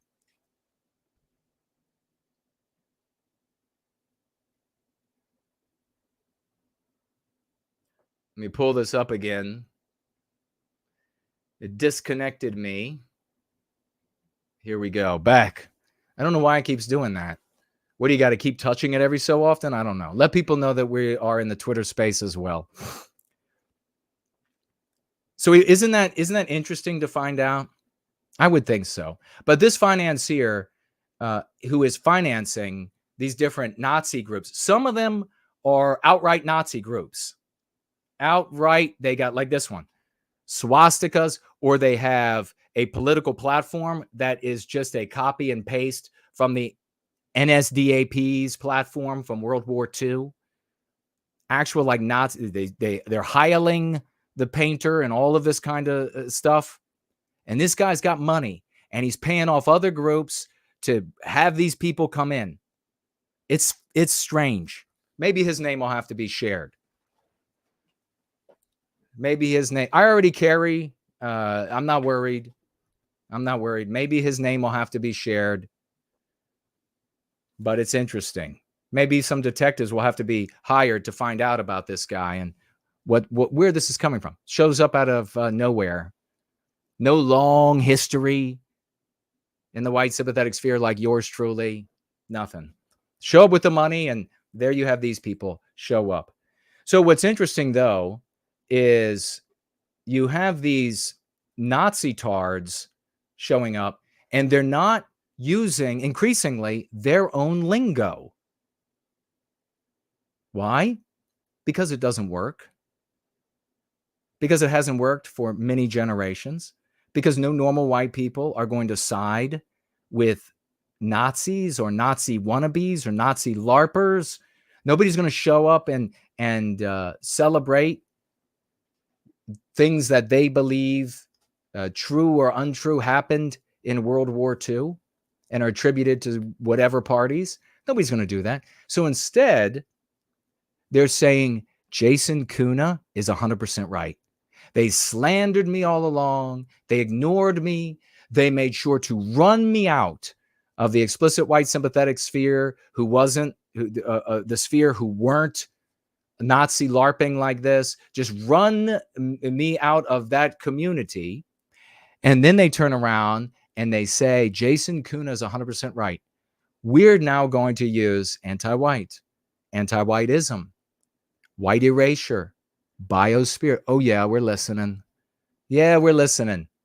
And we're seeing you admit that I'm right and I've been right all along.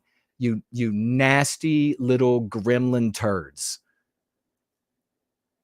Slander the shit out of me. And then you go out there and we'll appeal to the people. We'll just use what that guy is using that we slandered and it brings normal white people in. Except the problem is the normal white people can still see your Nazi regalia, your Sig Heiling, your goose stepping, your praise of the painter and all of this and Mussolini and all the others. They can still see that. They are going to see it for the scam that it is, the double dealing that it is. We have ordinary folks like King Dice, so many others stepping up, Donald Trump Jr.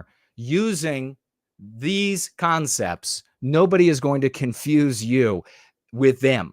No normal white person is going to look at your obvious attempt, you motherfucking scum, at co-opting what I've done and trying to funnel people into this sort of garbage, which ghettoizes the endeavor to end our victimization forever so that the white race will die.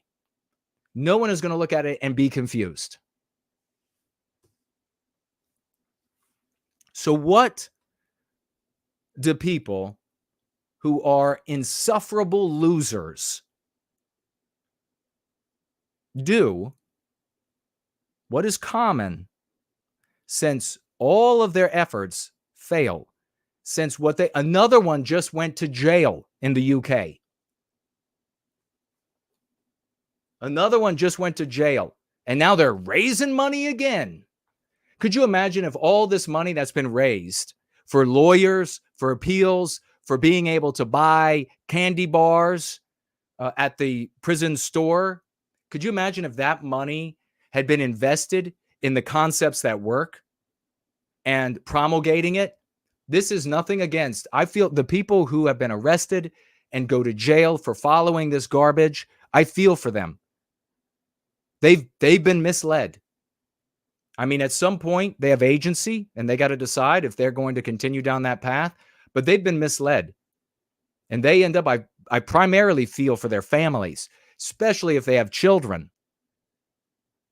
But here you have, once again, I've watched for decades and decades, and so have all the other big content creators, as another one arrested, another one arrested, another one arrested, another one arrested, thrown out of the family, fired from the job, lost the career, can't work in that field again, committed suicide, became a drug addict, kicked out of the home, now is homeless, has disappeared, returned again with tracks going all the way up the arm, has come back with a non-white wife or girlfriend, again and again and again and again. And watch this and not say to the audience, to the people who are saying, should I follow this? Should I take this up? Run like hell. Not say run like hell. Are you kidding me? So another one is off to prison. Raise some more money. Raise some more money. And bleeding us. Does anybody else see how that's harmful to the cause for white well-being? To the cause of arresting our victimization? So you have nothing but generational losses to look back on.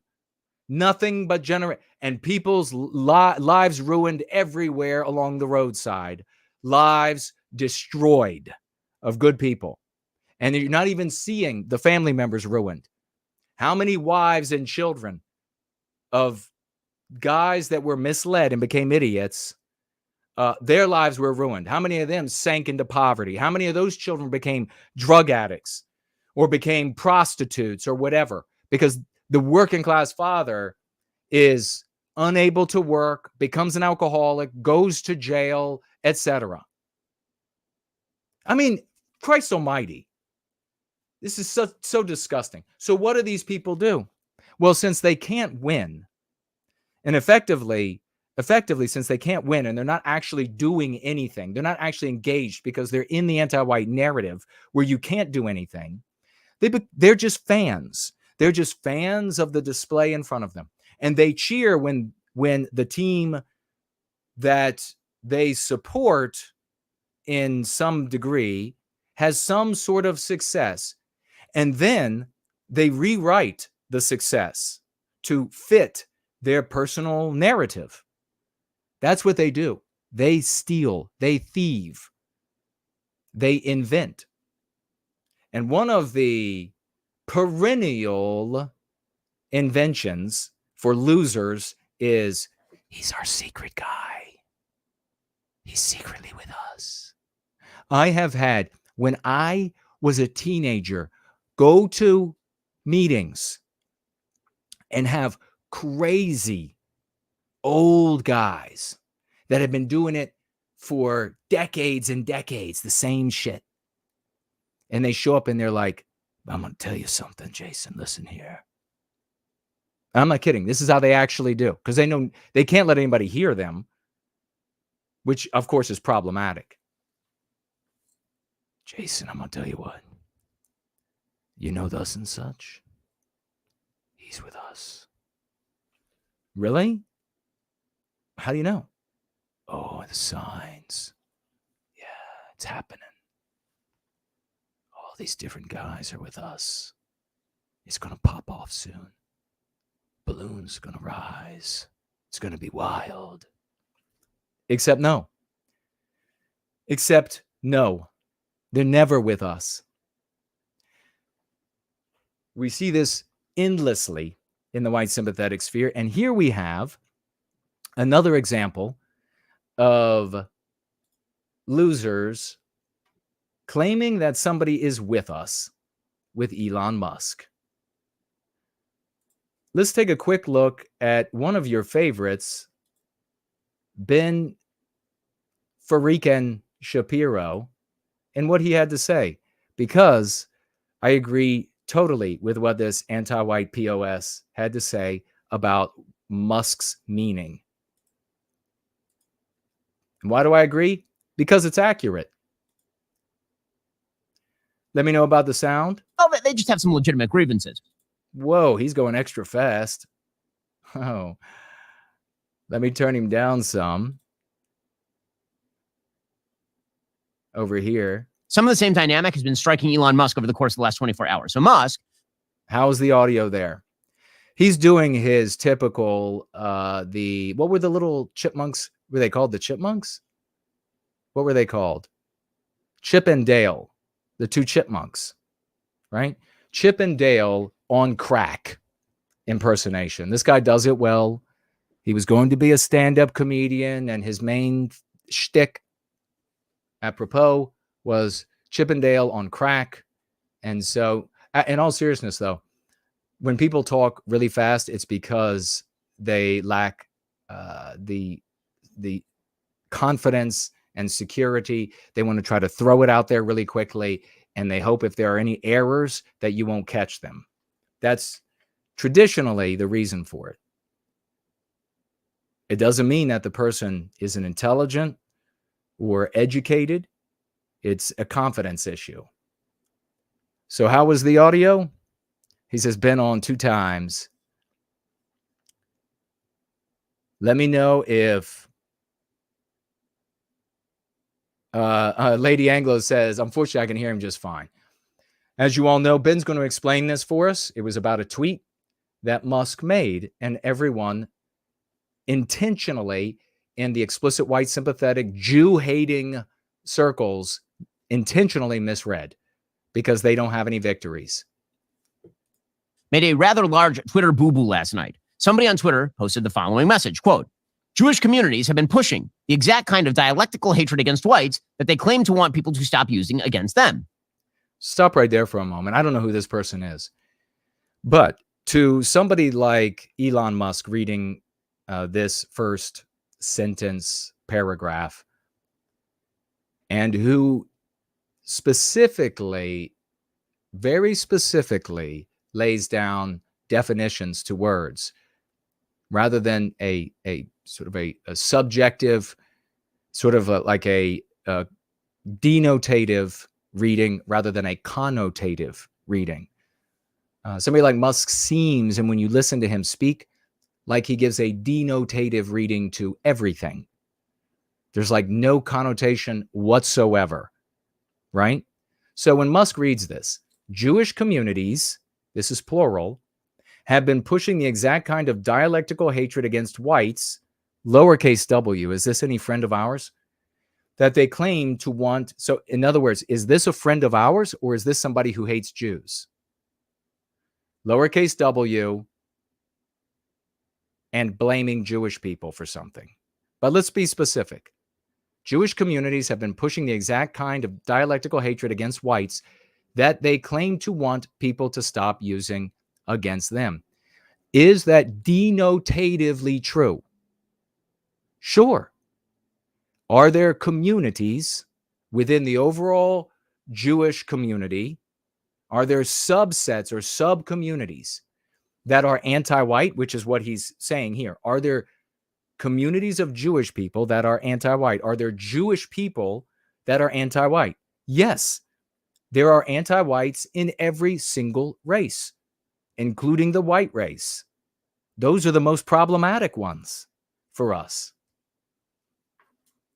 How do people who have no successes and who hate Jewish people, how do they read this?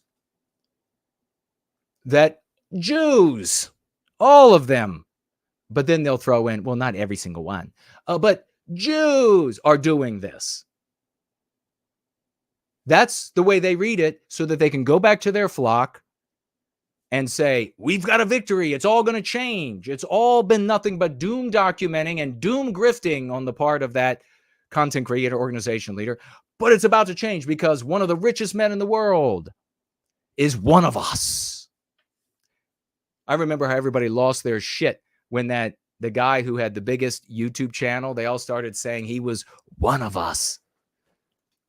And again, for people who serve white well-being, one of us means those who oppose anti-whiteism for the benefit of all peoples in the West. For a lot of those people saying one of us, they mean, of course, somebody who hates all Jews. I mean, let's just say it. Let's just say it like it is.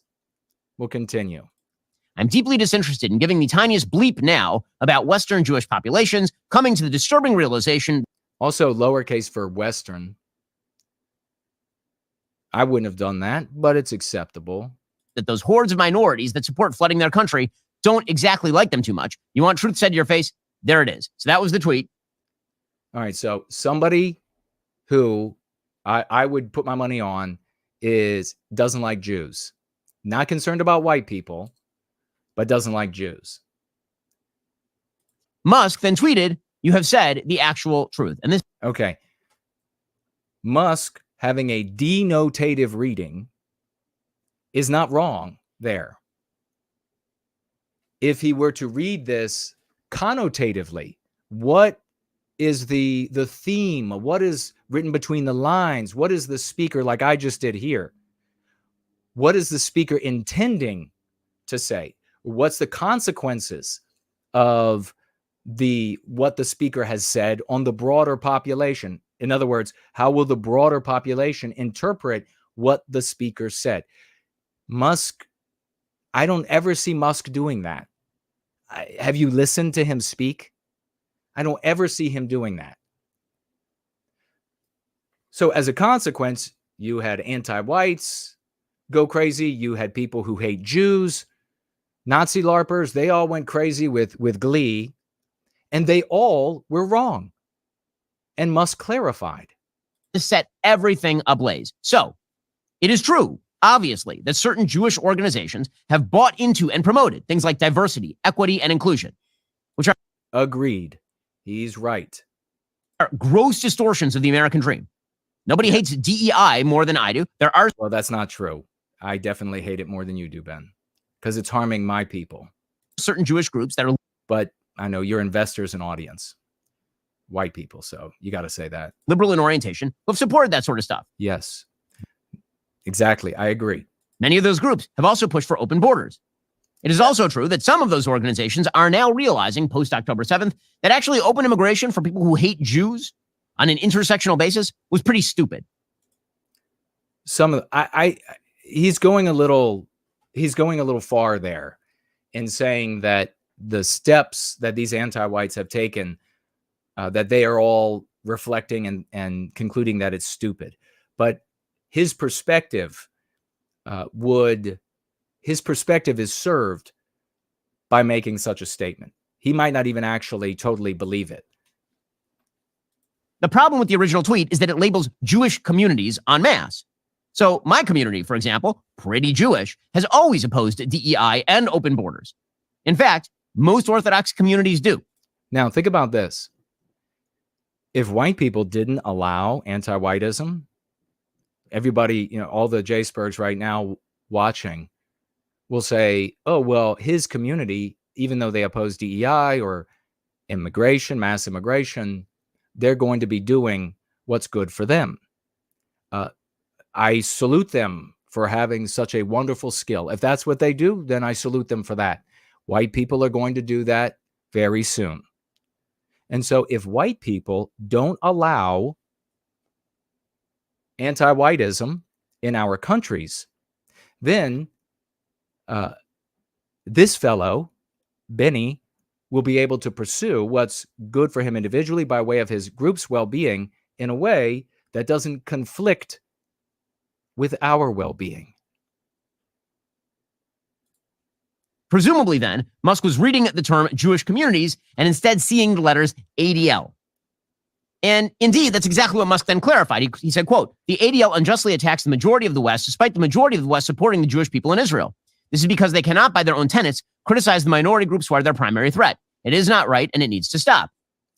The ADL unjustly attacks the majority of the West, despite the majority of the West supporting the Jewish people and Israel. He's talking about all these white boobies out there, all these morons who are able to say Jewish when the victim is Jewish, but not able to say white when the victim is white. This is because they cannot, by their own tenets, anti-whiteism, criticize the minority groups, non-white groups, who are, in his opinion, the primary threat to them. Now, this is a common error that white people have made for many generations, going way back. I can't tell you how many meetings I've been in and where the speaker is talking about how the blacks and the Hispanics and they're gonna take out the Jews and we could just watch or whatever. And I'm just like, what are you even talking? Are you on drugs? Are you brain dead? Or have you taken too much of your heart medication and your blood pressure has dropped too low? Not enough oxygen up in that brain, in that atrophied brain of yours? So they've been saying this all along. Non-white people who are anti-white are not intrinsically a threat to anti-white, non-white people who are Jewish. You didn't, the day before Israel started responding to Hamas, there was total harmony in the anti-white ranks. And they will go back to working together as they always have.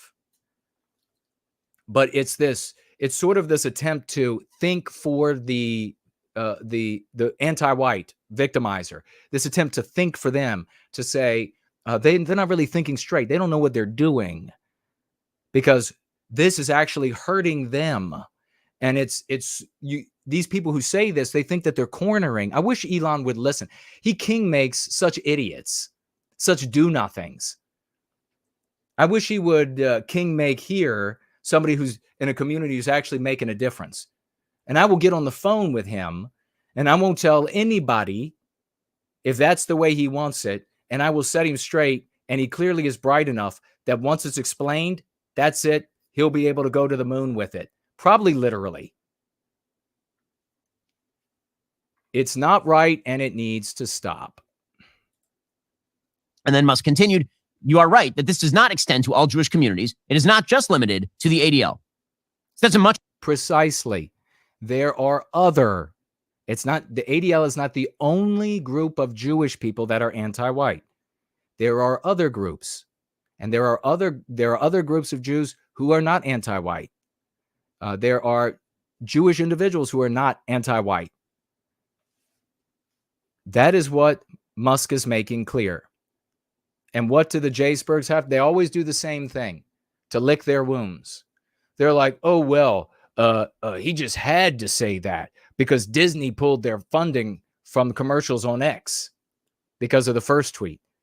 He didn't have to say any. He clarified his thought, which was, I thought, very clear the way he read it. I read it the way he read it. I read it the way the evidence supports that he read it.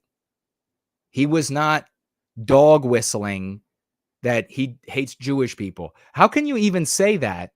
These j-spergs, it wasn't but a couple months back when they were all bemoaning and hating on Elon Musk, these losers hating on Musk because he met with a bunch of Jewish leaders and rabbis and he said he might have Jewish DNA and he went to a Jewish preschool and he has great affinity for the Jews and he's going to go to Israel and he's going to go to camps in Europe and all this kind of. They were hating on him. Now all of a sudden, it's he's one of our guys. That is the desperation of losers, ladies and gentlemen. And it's a shock that these people have so many followers. It just such a sickness for the white race. What a demonstration of sickness. Much more specific point, and it's certainly true. There are a lot of liberal Jewish organizations that supported a lot of the same policies that have now imported a lot of people who really hate Jews and Westerners into the West. And a lot of the very same people who are pushing. Does that matter? Really? I mean, that's where it comes down to it. Somebody who hates the West, really is that. The issue is that anti-whiteism is taught in all entertainment. It's the zeitgeist of our lives.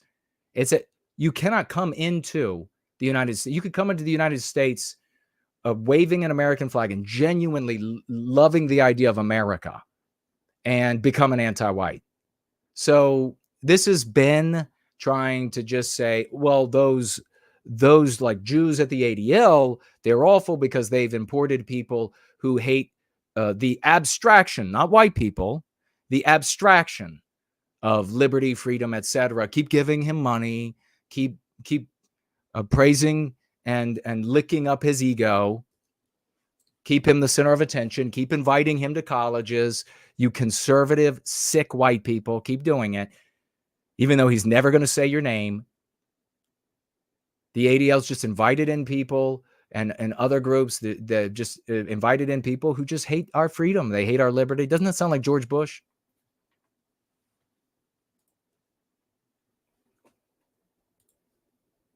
I think we have had enough of that. I'm going to speak a little bit more, I think, on the hard pill, but we're going to do that when I come back in just a couple of minute and a half.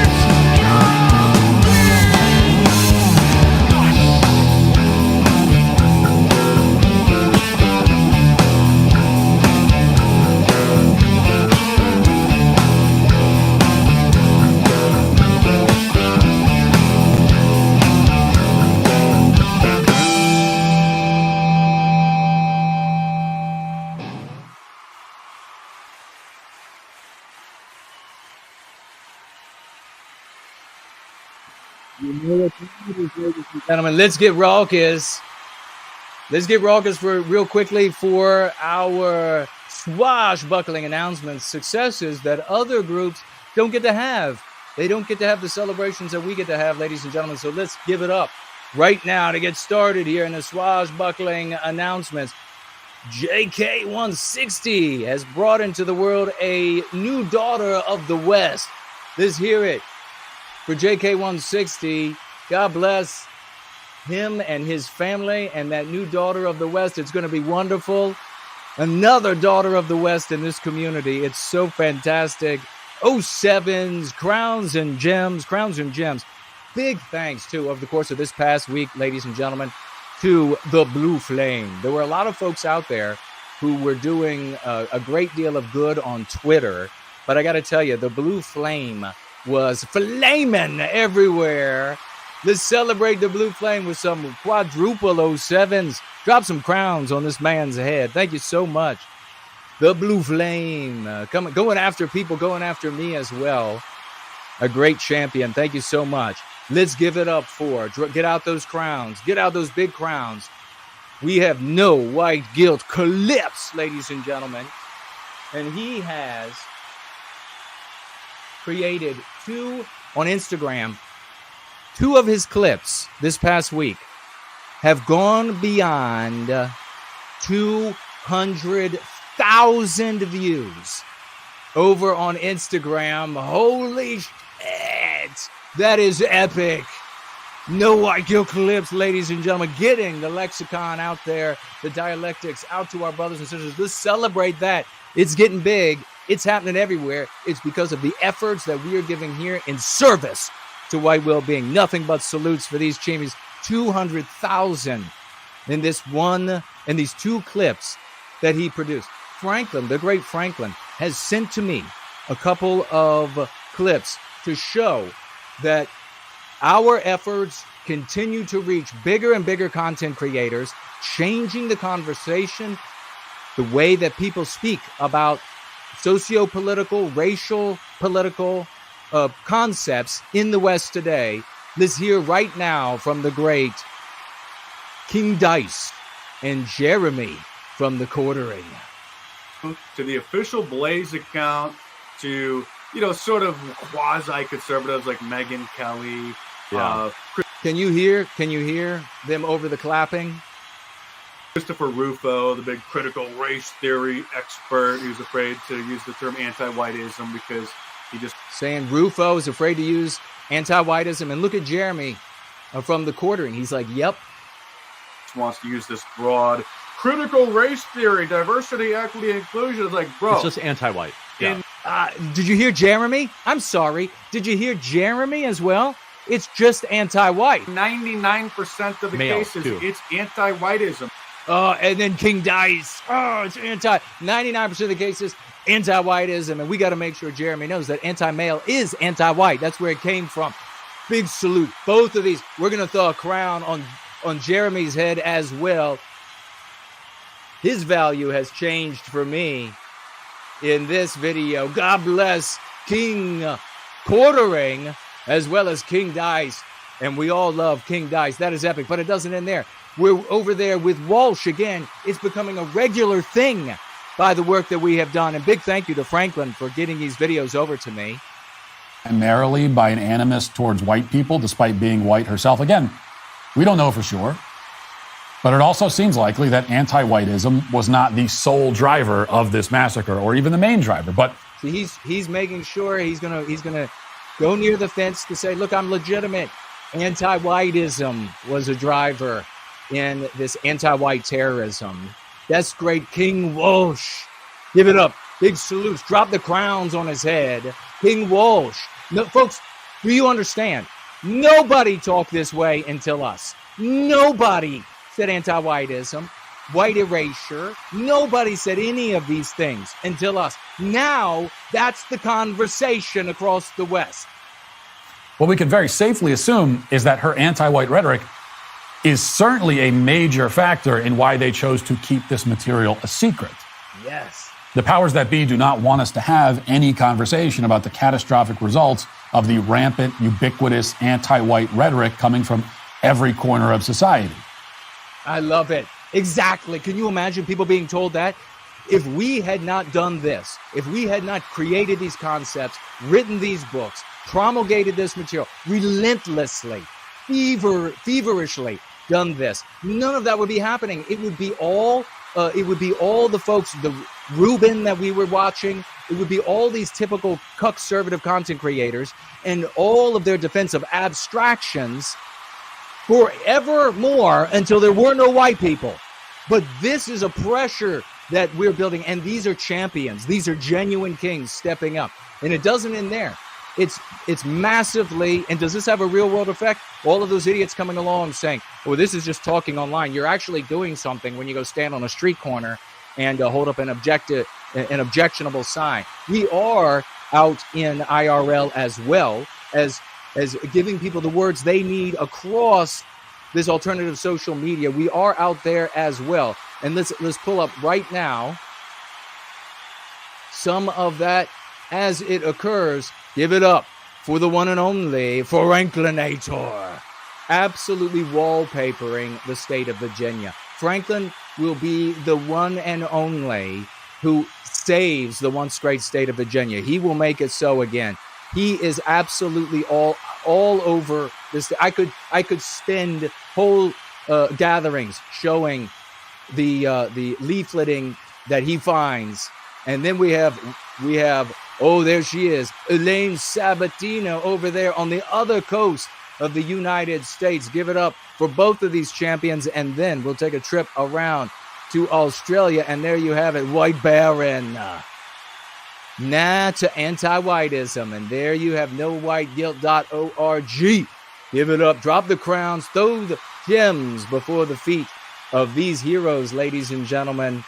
We love them, and we need to continue to celebrate this. We got one more, and then we're going to have 10 seconds, as you know. Cindy Ben, ladies and gentlemen, over there on Biospirits of the West Quora page, and we're going to need to get the name of that and link up here. She's got an article about School of the West, and she says here, Brant and his team gave such great interviews, and we really get to learn what has gone into making School of the West and why it is needed. Give it up for Cindy Ben, Biospirit of the West, for the Quora there, Brant Danger and the whole team at School of the West. Ladies and gentlemen, this is how the world is changed, how we arrest anti-whiteism for the benefit of everyone. 10 seconds, and we'll be right back.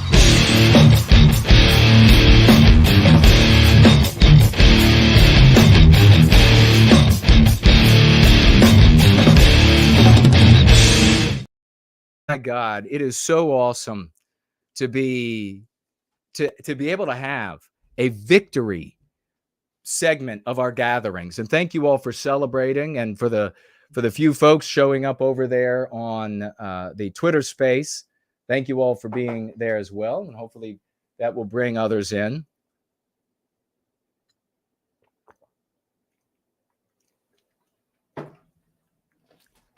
But of all the different groups that I participated in or with or were a member of, and the meetings I went to and everything, never one time was there a victory portion, because there are and were no victories elsewhere. This is the only place it happens. We got to celebrate the efforts of those who do things that change the world, and then celebrate the outcomes, the intended outcomes, the things that we were trying to do that ended up happening in the world. It's something truly amazing. I love it. So happy to be able to be in the midst of this rather than what everybody else is doing. But I also want you to appreciate how special of a person you are, because think about how many people are not here. Think about how many people, and I don't mean folks that never heard of us, although I can assure you, as we continue to succeed, people who will have heard of us will say, oh no, never heard about them, because they They're not going to want to be identified as those who showed up and left because they didn't want responsibility. They didn't want to prevent the next Jonathan Lewis Jr. They just wanted to go blame somebody else. They wanted to have some content creator tell them why it's everybody else's fault and there's nothing they can do. Imagine if you were on a sports team and a team game, and instead of practicing and putting his mind to improving the team, you have a teammate that just complains about other teams and their successes. Imagine that. How long would you keep that person on the team? And what effect do they have on the overall team and your chances of being victorious in future competition with the other teams on the field? They would drag you down. Imagine spending time complaining about the other team's ability to pass the ball or run the ball or kick the ball or whatever it is, instead of improving your ability to pass the ball, to kick the ball, to run the ball. That's as simple as I can make it for all those midwits out there and midget wits who continue to say that, oh no, you just have to just complain about the other side. You got to focus on things. You can't change the other side. You've got no power to do anything about that except bitch about it, gripe about it, bellyache about it. And so they say, well, that's all you should do. Just bellyache about it. And they continue to do that. So really special people here. And we're getting into the holidays. And you can see over my shoulder here, I have asked the great Maximilian von Fock to give us a view in our window this evening of our view of this beautiful landscape you can see this autumn. And we got a cup of coffee there. It's waiting for me on the table. And he also has opened up my portal to my ritual room where I cast big white magic. Let me see if I can open that.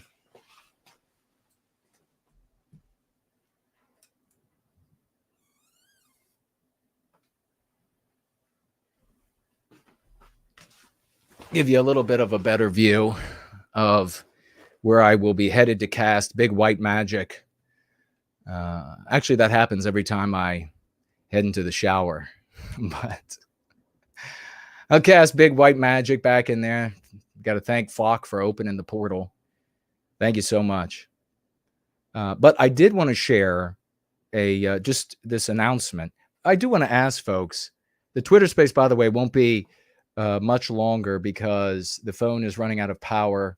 I don't know. It'll last a little while longer. So if you want to invite folks, try to get them over to listen to what we're talking about here. Something different, something original, something that's actually changing the world. You can find out the source of all this goodness.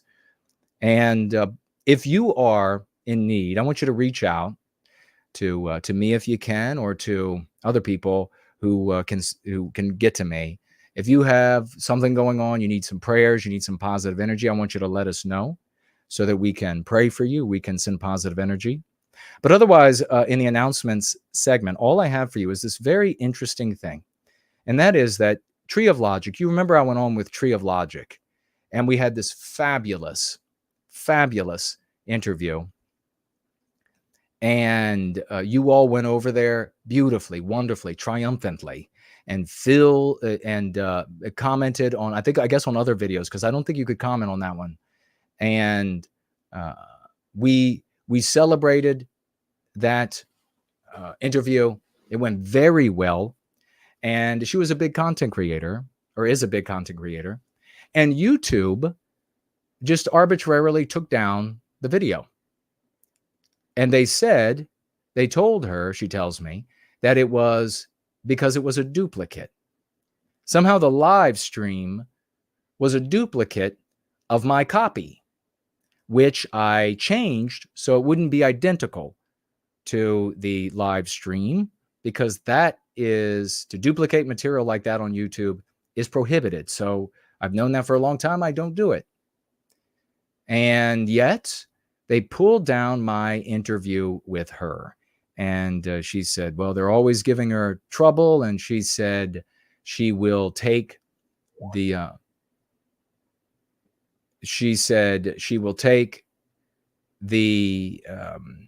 video and she'll make clips and she'll post them. But it's a real shame. But it immediately made me think about the fact that,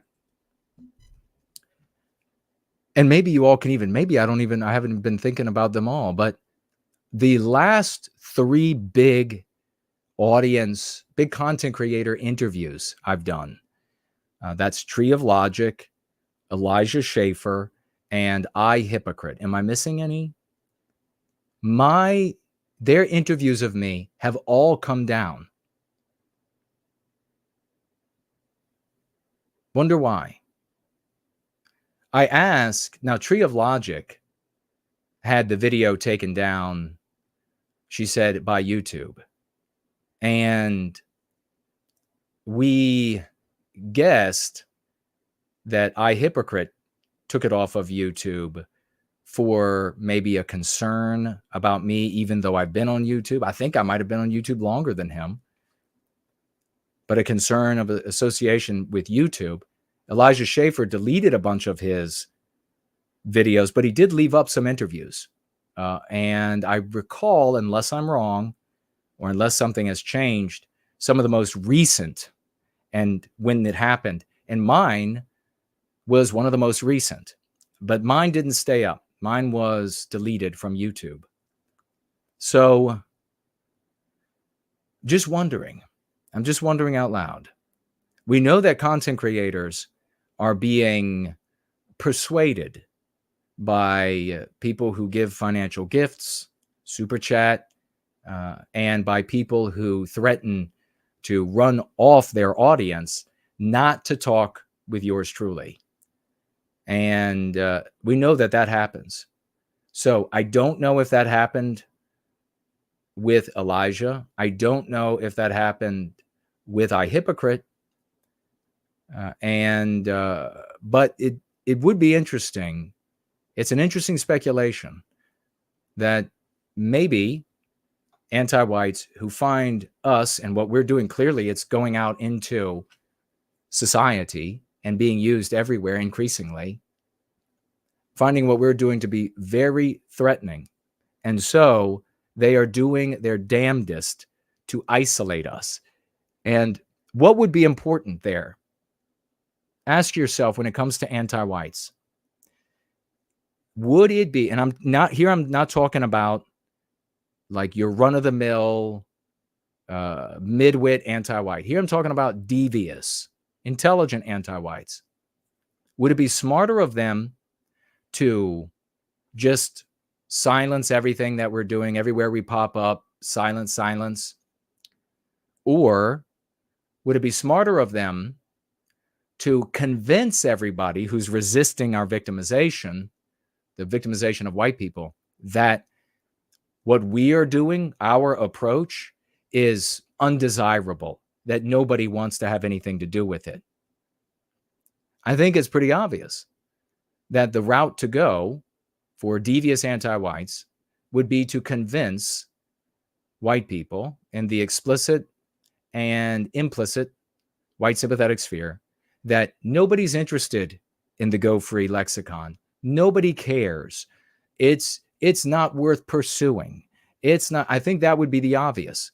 And so the point to do that, or the way to do that, I should say, would be to isolate as much as possible. And I don't know, it seems, isn't it kind of fascinating?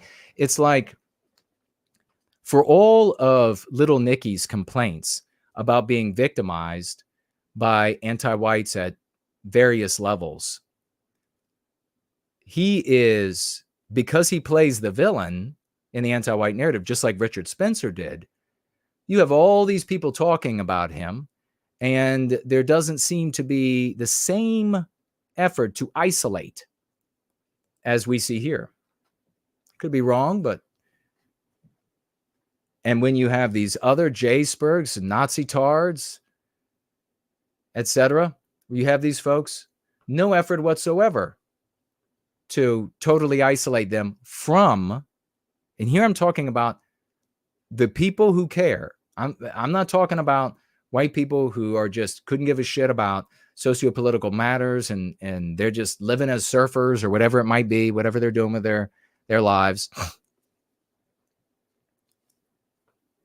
So it's very interesting that it just so happens that the interviews I appear on disappear.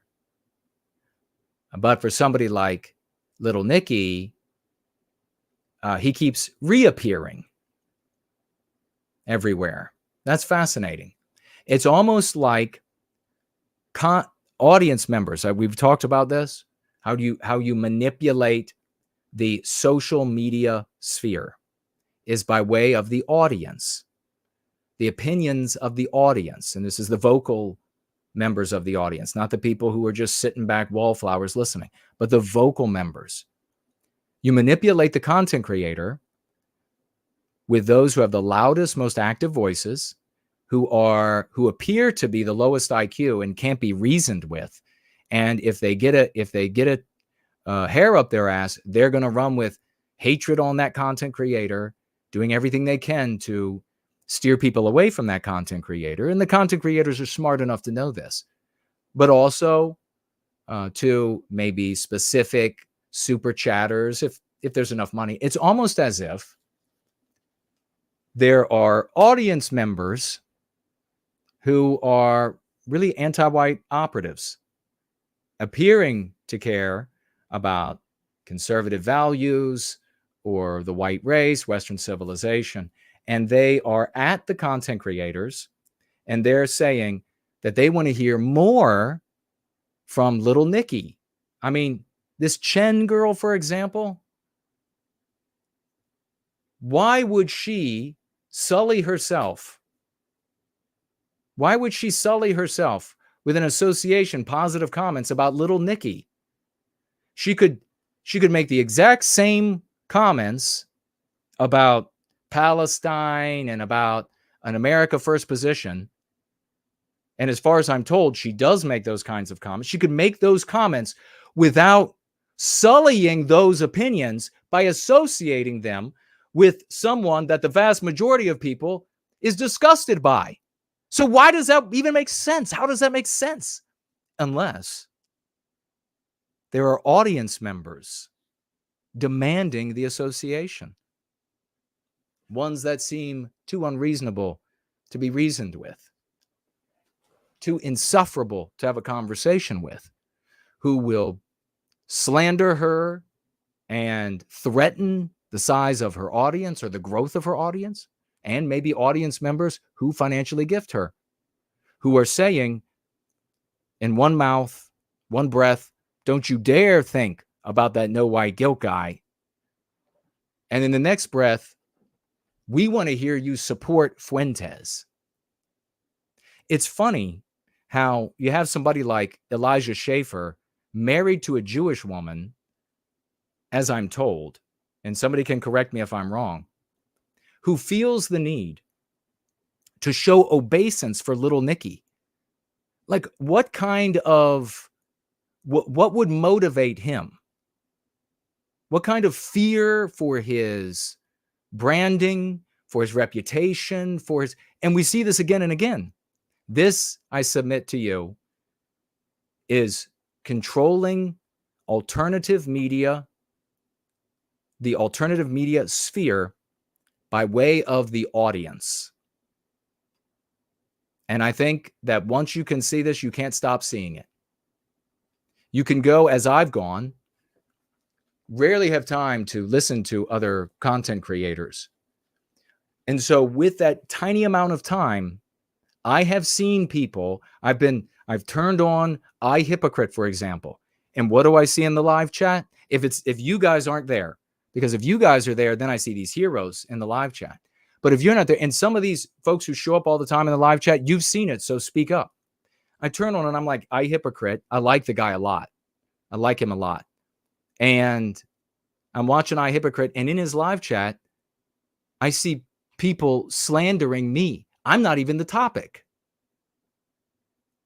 Nothing that he's talking about has anything to do with me, but I'm being slandered in the live stream. And in the same stream, Little Nicky being endorsed. And then the content creators end up showing obeisance to Little Nicky and deleting the videos where they've interviewed me. Money talks, shit walks. And I guarantee you this, if somebody like Musk came along and told all these content creators, hey, if anybody pulls the funding, if your audience is shrinking, I'll make up for it with donations. These people would stop ignoring me. They would stop. I think it's very clear that there is an anti-white operation, and has been for years now, afoot to control content creators by way of the audience. Slandering the shit out of me.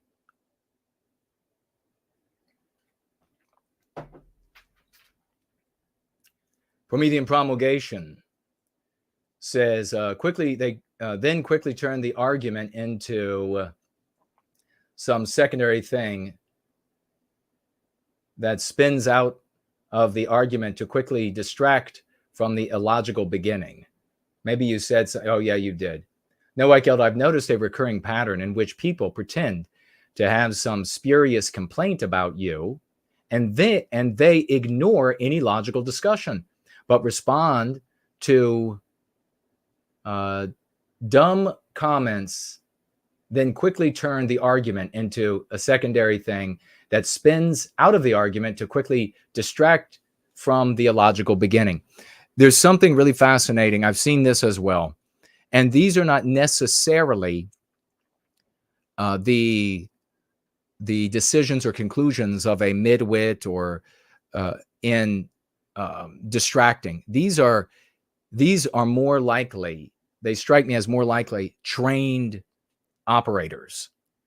They know how to come in to slander, and then when put on the spot, they immediately change the conversation altogether. They've done their slander. Now they want to take you someplace else. But I mean, this Chin woman, for fuck's sake, there is no reason whatsoever to sully her opinions, her reputation, etc., by giving positive comments for Little Nicky when she can just keep holding these opinions, unless she has some sort of concern that she's seeing in her audience. She's another one that she would never say anything about the work we're doing here. She would never be interested whatsoever in me and what we've been working on for years and years. And that's fine. But it's clearly in more what we do is more aligned with what she does than Little Nicky.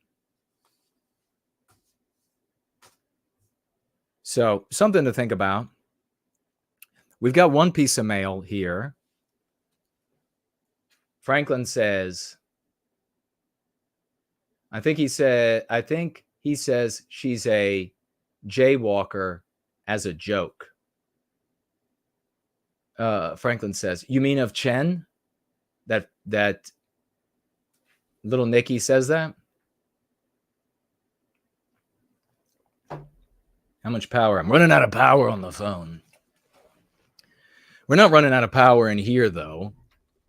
We have about an hour left of glorious time together. We're going to get to your financial gifts in just a moment, but we're going to go right to the mailbag. Thomsological mailbag. We have a lovely little card here. Thanks from us all. Beautiful, isn't it? And it says inside, we appreciate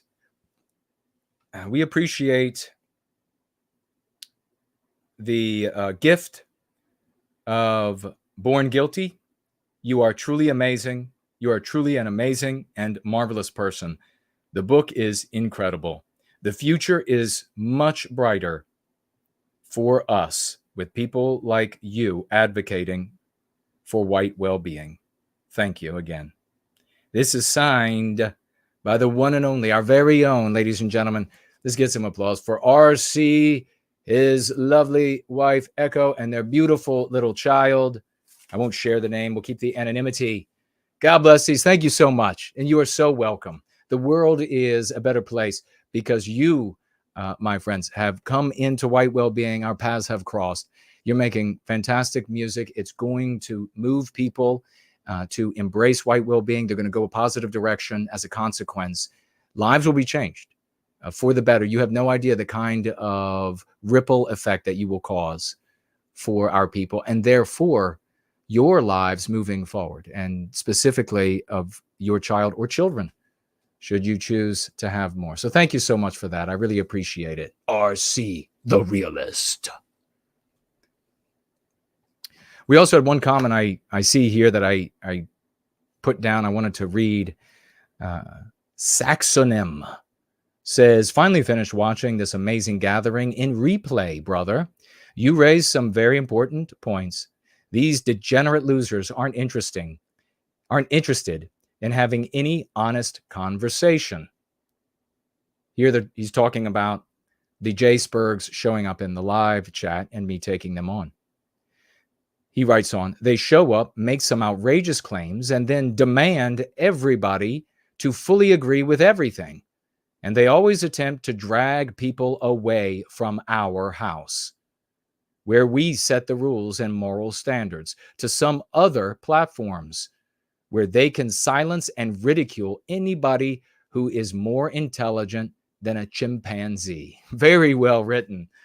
And so very, very true, my friend. Thank you for that. That's exactly what they do. And isn't it interesting that they want to drag you into an environment where they can just use a psychological tool, social condemnation. You don't want to blame the Jews? Well, everybody here hates you then. Everybody here says that you must be one of them. Everybody here says that that creates fear and it creates alignment. It's a psychological weapon. Some of these people showing up, some of the j-spergs showing up are obviously diseased white people, but some of them are anti-white operators, for sure. And they want to keep the white race corralled. This is what, some of these big content creators, if they had me on for no other reason, we could talk about how over the decades that I've been in the white sympathetic sphere, I have observed how anti-whites and the disease of anti-whiteism, as it operates through white people, it has inhibited, stunted, and crippled our efforts for white well-being, how it prevents white people from taking steps in their own defense. I mean, that's a very interesting, wouldn't you think? Right? Wouldn't you think that Matt Walsh, that would be an interesting conversation? Or how about Rubin? How about Davy Baby? Have me on. We could talk about this. We could talk about generations, decades of watching this take place. Leading white people down these dead-end alleys. And in many cases, it is dead-end. They kill themselves with suicide or white flighting by way of drugs and alcohol, etc. That kills them. Death by cop and death by prison sentence and everything else. That's where all of those paths lead. The question has to be asked. Why? How does it continue? Who benefits from it? Cui bono? Certainly we don't. But you'll know that there's never an end to these folks showing up wanting to steer you down another irresponsible, selfish, individualistic position of it's somebody else. Complaining about somebody else, never taking responsibility. Let's have a look at, it's getting good though. It's getting good. We're in the home stretch. We're getting into I got the wallpaper up of the cute little doggy that showed up with his Halloween gear. He's late, but who's going to blame him? Did you see how cute he was? But we're getting into the home stretch here, and I'm going to be keeping an eye out for your comments and questions now, tagging me as No White Guilt. If I missed earlier, I've been on a roll. I'm going to pay attention. I'll be back on Tuesday, though, around 7, 8, 8:30, somewhere in that range. I'll be back. It's a little bit more laid back. It's a roll in, and I have a little bit more time to pay attention to what you have to say. But please do make your comments, and I'll tend to as much of them as possible. And maybe we'll take a call or two at the end. But the very first thing I want to do is say hello to anybody that's over there on Rumble that's watching us live. And it's Bianca is over there. Well, hello and welcome and thank you. And so are 8 others, I guess, 9 total. Not a big show out over there. Show up over there, a big show. There's a big show over there, but not a lot of people showing up. I'm not giving you a reason to feel good about your loser self. You're going to have to do stuff here and become better. So a little bit of a different strategy here for addressing our victimization. Over there on D Live, thank you so much for Bianca said sub. I think it was sub dudes, which would kind of work both ways, like hello, sup, and also make sure you subscribe to this guy. Stop being a bitch. And we have over here on D Live. I should have looked before we got started. Because I think these, I'm calling the police. Yeah, those were from last time. And Eagle gave an ice cream cone. I'll thank you again. I think I'm calling the police again. Sparta was lemons, 4 lemons and an ice cream cone. I think I thanked you for them, but I will thank you again for them. The ice cream cones and these little. I want to thank everybody for being on that Twitter space. First Twitter space ever. I don't know how many people at the max showed up over there. I know it's not as interesting as the lawsuit that P. Diddy is dealing with, but, you know, the West is on fire. You know, my closet has a controlled fire. It's a portal to another place. But I know P. Diddy is much more interesting to white people. But thank you over there, Sparta. And we have DJ financially gifting 1 lemon of cryptocurrency. God bless you. And thank you for that, DJ. And we have, whoa, look at this. A Ninjini of cryptocurrency. A Ninjini over there. God bless you. By Cockney Nutjob. That sounds like the kind of guy that would be fun to hang out with, doesn't it? Cockney Nutjob at the pub. God bless you, man. Thank you for that. I really appreciate the Ninja Genie in cryptocurrency. And looks like a Lacey has started following us over there on D Live. Hello to you and welcome, Lacey. And let's see what's happening over there on Odyssey. We will refresh and see if, well, of course, it has stopped working. Just my dashboard. It's working, though. We have, looks like we have a couple financial gifts on Entropy. If you don't hear me read yours, please let me know that I've missed it. But over there on Odyssey, we have, let me see, do we have anybody? Yes. 5 library tokens is the cryptocurrency. Thank you. From Who to Thunk It, or what a thunk it, I guess. Thank you. Again, and actually, you got 3, you got 5, you got 2 5. Okay, we'll start at the top. So that's 10 library tokens. Thank you so much. Writes this. Elon is not a j-sperg. He is a vague that is trapped in white negative perspectives about different communities being veiled to. I'm trying to stereotype. Gotcha. The anti-white narrative created the language thought chains, beautifully written, that opposition to anti-whiteism must use. Exactly. Well written. He is stuck calling communities X while saying Naxal. And then he finishes up with anti-white Jews denying anti-whiteism. If you can't acknowledge parts of the Jewish community are anti-white from promoting white erasure and demanding boundary destruction, we cannot acknowledge any similar behavior as a harm to you. Call out the anti-white parts of your community, or shut the F up. And you know what would happen there? Thank you for the financial gifts and the comments. Okay, that's all that's over there. If we did not allow, white people did not allow anti-whiteism, Jewish people who were not anti-white would have no problem calling out anti-whiteism. They would have no problem because we would be setting the table with, hey, no anti-whiteism is permissible. It's awful. It's evil. They would be, Jewish people who are not anti-white would be as fluent in the word anti-whiteism as white people are fluent with the word anti-Semitism. All right. Thank you for that. Swinging around over here, and you get out those raucous emojis. We're going to be celebrating right now. Big crowns and gems for feet. 007s, like the spy that, oh, did we just die?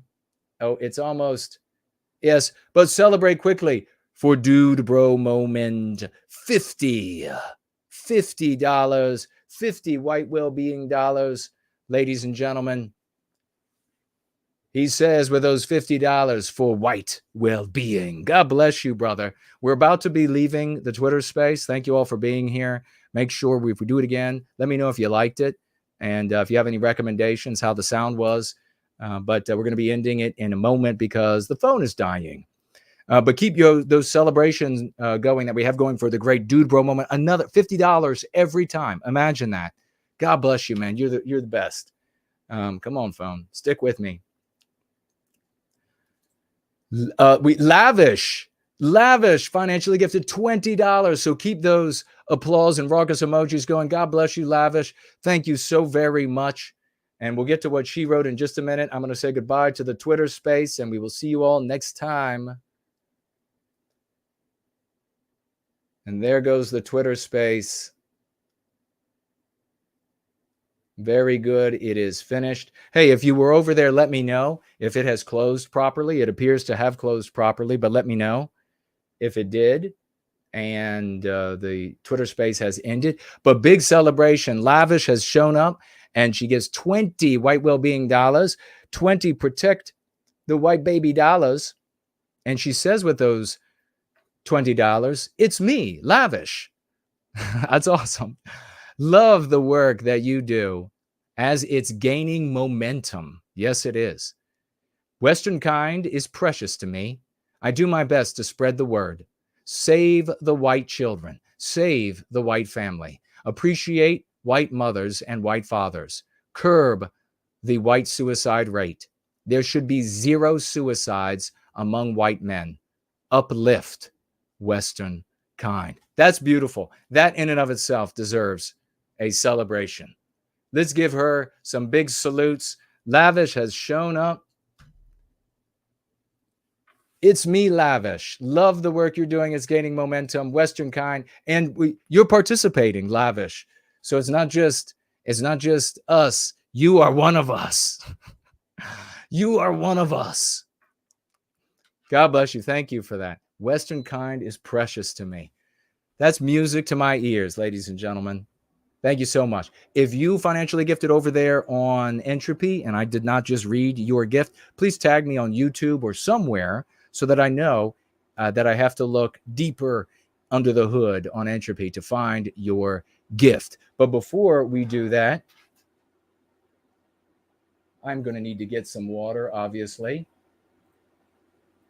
I start off our gathering. It's like pep rally. I was the star athlete, and at the pep rally, I was just like, yeah, rock this house. And I got to say too, the band is the thing. I love the band. Back then, I loved the band. The other athletes, not so much. They were like, band? I said, man, there would be. This is why I said music. How fun would this be if there wasn't any rock and music? Are you kidding me? Yeah, the band. I celebrated the band. We saluted the band. All those skinny kids, fat kids, they were all like, whoa. the Jersey guy, the star athletes celebrating us. Nothing is better than heading out to the field under the stadium lights, 2,000 people sitting in the stands, and the drums, the band's playing is rocking. Come on. It's awesome.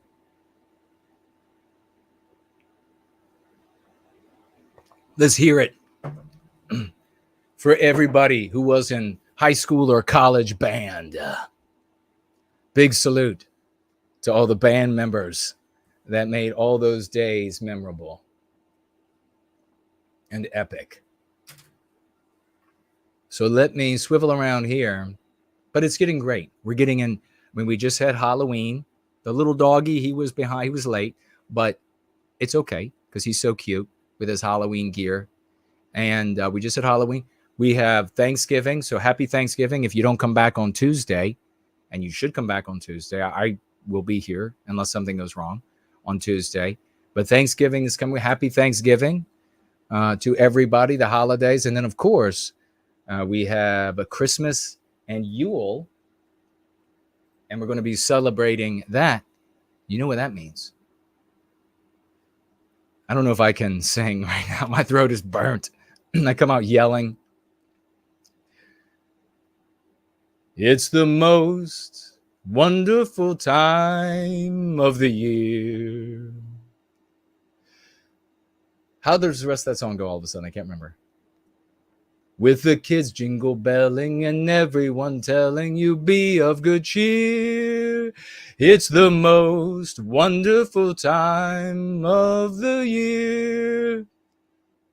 I'm not going to do the whole. It's the happiest season of all. We're not going to do it all, but that was. I should try to do the singing earlier before all the yelling, because it gets really sketchy. It's the most wonderful time of the year. With the kids jingle belling and everyone telling you be of good cheer. It's the most wonderful time of the year. That's actually like the way it goes at the end, but I'm not going through the whole thing right now. Some other time. I still got to learn that witchcraft song. That'll be a throwback to Halloween. But we're going to celebrate here in just a moment. Let's see.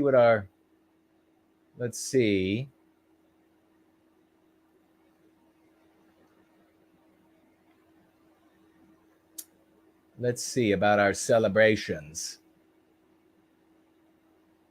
Okay.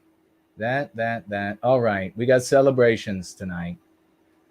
Let's give it up for a champion you see in the trenches. I salute him. Blood splattered in the trenches. We're giving it up. $25 financial gift. $25 from the one and only Seamus. I do this like he's tearing through his shirt as he goes through the ranks of the anti-whites and the j-spergs. He's backhanding them. And the Davy Baby followers. Seamus. Financially gifting $25. Save the white baby dollars over here. God bless you. He actually says, for white well-being. And when he says it, he means it. The man is on a holy crusade. And so is this lady here. Is the unifier. Financially gifting $5. Thank you so much, Yiz. And don't forget, she's got that new show, that very interesting new show on Thursdays at, what time is it, Yiz or somebody else? But also her show tomorrow, Discordant Dragons at 6 p.m. Make sure you check it out over on her channel.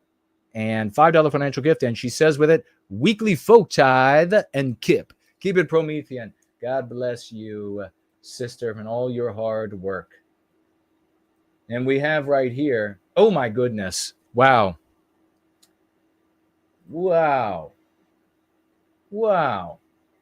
Let's everybody get on their feet. Everybody get to their feet. Get to your feet. and grab your nearest laurel, and I want you to cast the laurel onto the victors, onto the heroes. 2 of them are walking in right now, champions to whom we bow, champions who are active in service to white well-being, and tonight they are really active in a financially gifting way. My goodness, it's the one and only, the 2 and only, I should say. We have names you know well, Ace and ForNull. Ladies and gentlemen, Ace and ForNull tonight, coming in side by side, telepathically linked through time and space, financially gifting each crowns worth, gems worth. Throw the gems down. If you have flowers to throw at their feet, you may do that, please. $100 each, financially gifted. That's how dedicated they are to white well-being. My goodness. Ace writing here with her $100 financial gift. God bless you, and thank you so much for Western kind, with a happy little smile. Thank you so much for that. And the great ForNull with his $100 financial gift, saying, go out for a big juicy steak. Thanks for all you do. Well, God bless you, man.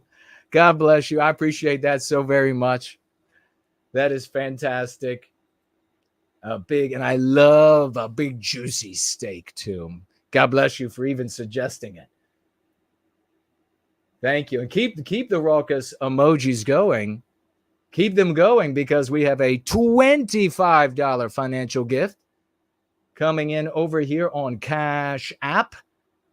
$25 from Lady Anglo. God bless you, Lady Anglo. $25. And with those $25, she writes, for your time and dedication to white well-being.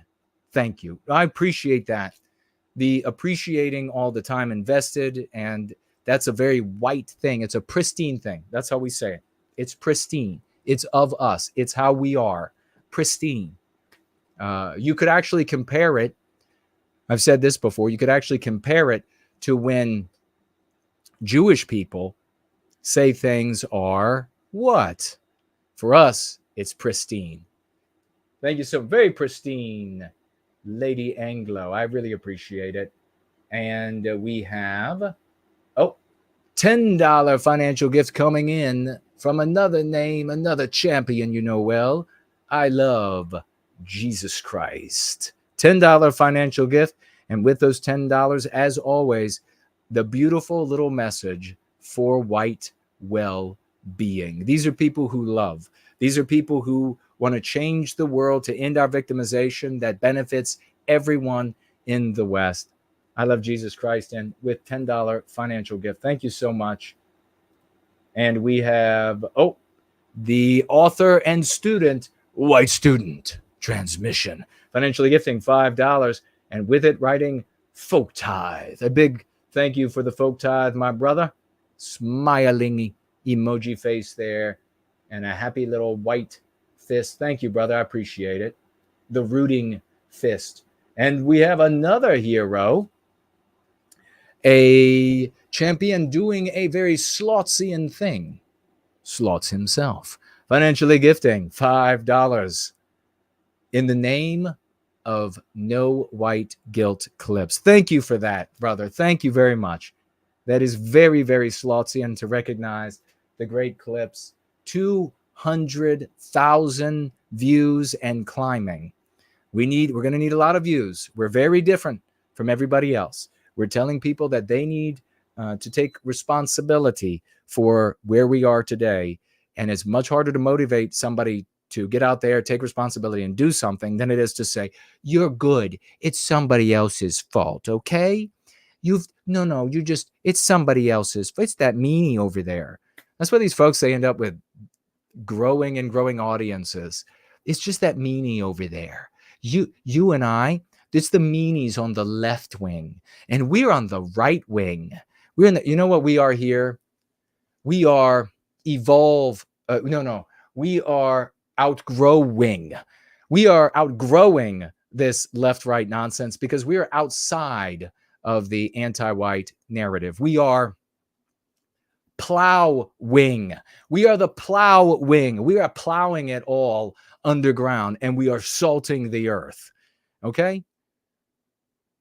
This is what the people are showing up for in all of these chats. They just want to be told, it's not your fault. It's the meanie over there. He's doing it. He's mean. Blame him. Feel good about you. Thank you so much for that, Slots. We have the one and only Cool Papa J Magic. Fantastic, brother. Hero extraordinaire. Folks, you know, he showed up and he was like that star athlete that shows up on the field. And you're like, the team's like, we really could use somebody. And somebody shows up and the guy's rocking it. That's Cool Papa J Magic. $15 financial gift. He says, thanks, everyone, for all you do. Thank you for all that you do. I mean, you came in like a storm of white positivity. Everybody saw that and recognized that. And we have keep the celebration going. Crowns and gems. Jay Bishop showing up with $20 financial gift. Thank you so much. I really appreciate.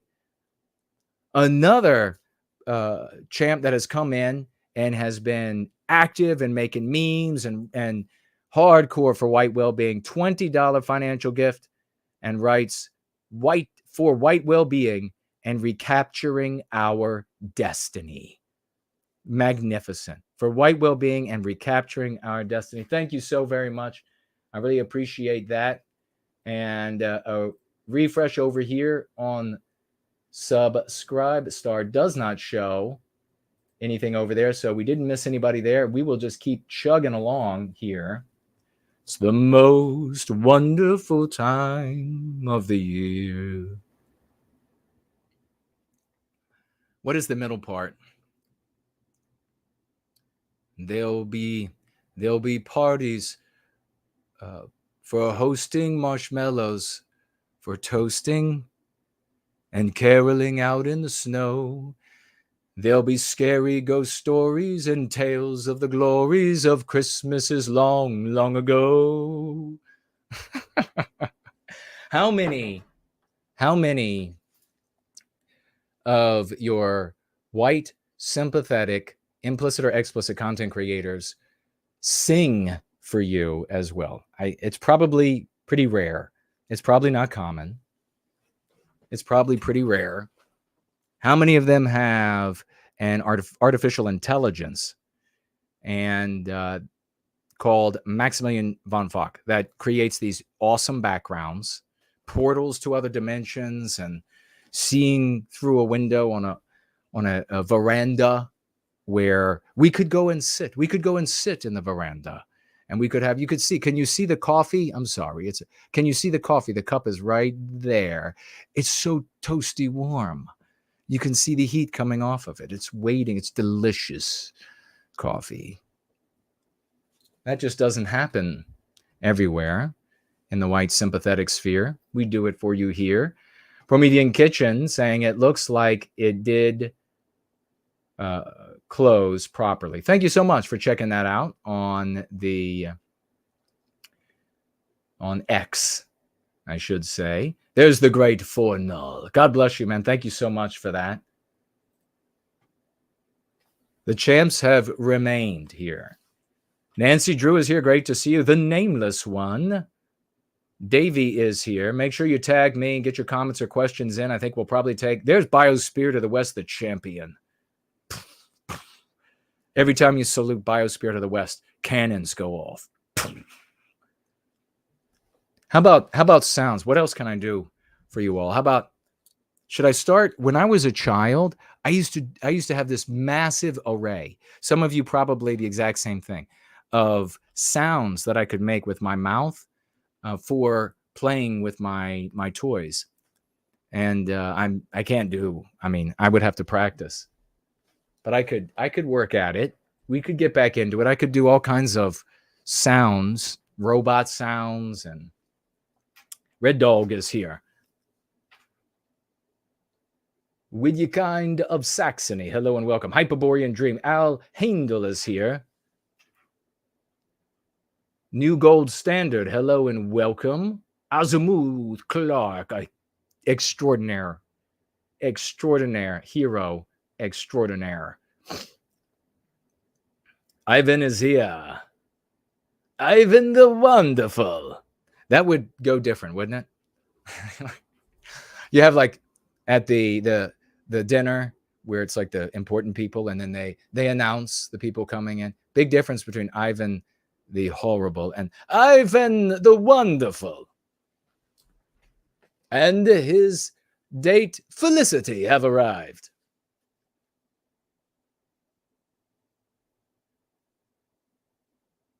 Let's see, rolling through. Sloth says thank you to Clips. Yes, a big thank you to Clips. And did we have anybody here that was asked questions that I should have attended to? Southern Bloom, hello. And June, hello to you. That I should have attended to, that I didn't get to see. I should probably have less content and try to interact more with the chat during the first part of the gatherings to keep maybe people engaged. I don't know. Y'all tell me. Put it in the thread. If you write anything in the live chat, tag me, but also then add it to the thread once we're wrapped up here today. Hyperborean Jim, hello and welcome. Scrolling through, looking for tags. Looking for the tags of no white guilt, no white. Bescape is here. Great to see you, champion.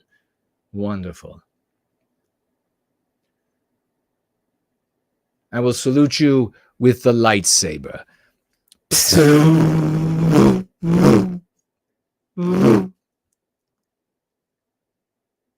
Used to be better. I could do better. I could practice at it. And one of the problems, though, Hank, the soul man is here. Great to see you. One of the problems is some of you who have been around for a while know that I had my tongue released. Can you believe this guy was tongue-tied with all of these words? And yes, I was tongue-tied, and it was sewn to the bottom of my mouth. My tongue didn't go anywhere. And they told my physicians, they told my mother, like, he's not going to be able to form words with his tongue like that. But somehow I figured out. But then I thought I got older. I was just like, the tongue would tug on the flesh and it would hurt. So sometimes after streams, after meetings, it hurt for a couple days. And it was just irritating. It wasn't like debilitating. It was just irritating. And so finally I was like, I'm going to have this thing cut. And I went in to the dentist that did this sort of thing, because they don't all do it. And he just cut it right up. And all of a sudden, in fact, you all remember, I had an interview with Henrik that day, and I refused to cancel my interview with Henrik. The appointment ended up made for that day after I had my interview with Henrik set up. And I was like, nope. I made a promise that I would be there for the interview. Actually, might have been one of their Tuesday shows. And I said, I'm going to be there. So it was like I was co-hosting or whatever. And I showed up, and my tongue was all over the place. So I don't know if my tongue will be able to do the sounds. I might have to learn all over again.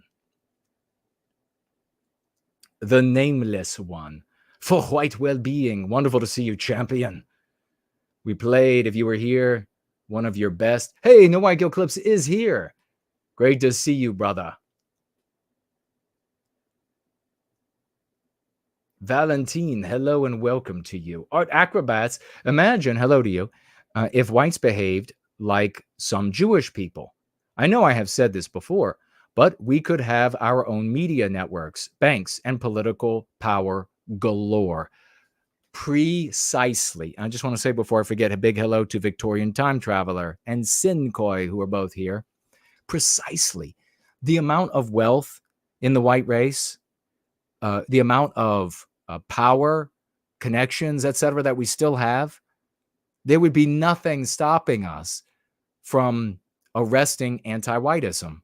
We would have whole networks. We would be able to compete for control over places like Disney and etc. But instead, none of it's happening. And instead of working on remedying that, which we're doing here, the rest of the sphere is just bitching that other people are doing those things.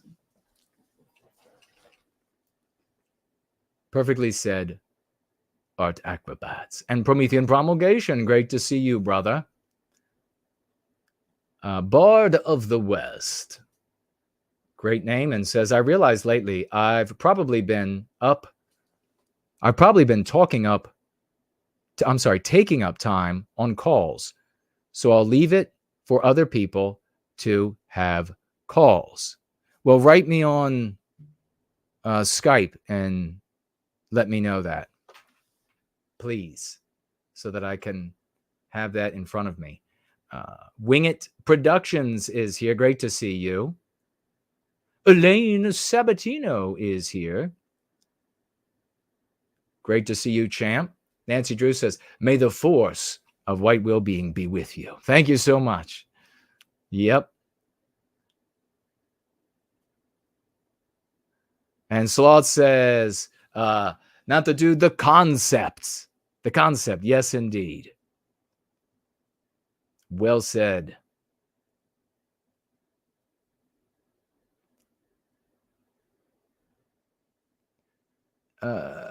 Franklin was saying that somebody was making some dishonest, malicious comments earlier in the stream. Alley Ghost. See, I wish I would have been able to see that.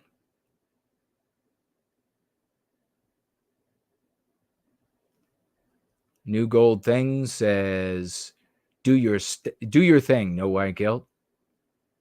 For white well-being says, Promethean hails. On a future gathering, it will be valuable to discuss how Westmen uniquely serve group well-being, instructed by our Western biospirit. Salute, great brother. A big salute back to you, great brother. That's a great idea.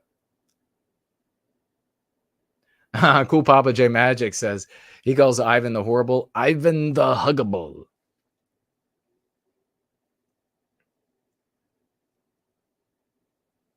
ForNull said he liked my Rappaport impersonation. Thank you, my friend. Yeah, that guy is such a jerk. And everybody is talking about, who cares? Everybody's like, all of a sudden, Rappaport.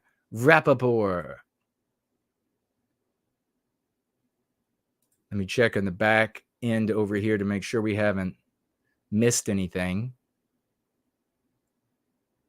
We do this. And then that. All right, good.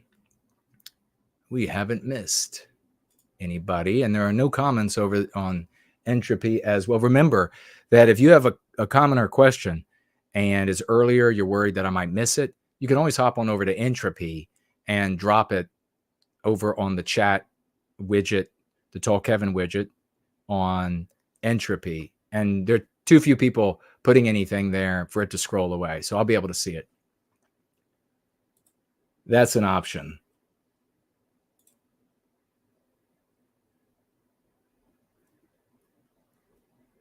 Oh, we had another swashbuckling success. I saved that for next time. And there's so many different things to check out that it's unfortunately easy to miss some of the successes. You all know that there have been folks, different groups out there, Nazi groups out there, and they're out in the streets ruining things for white people who are saying enough is enough.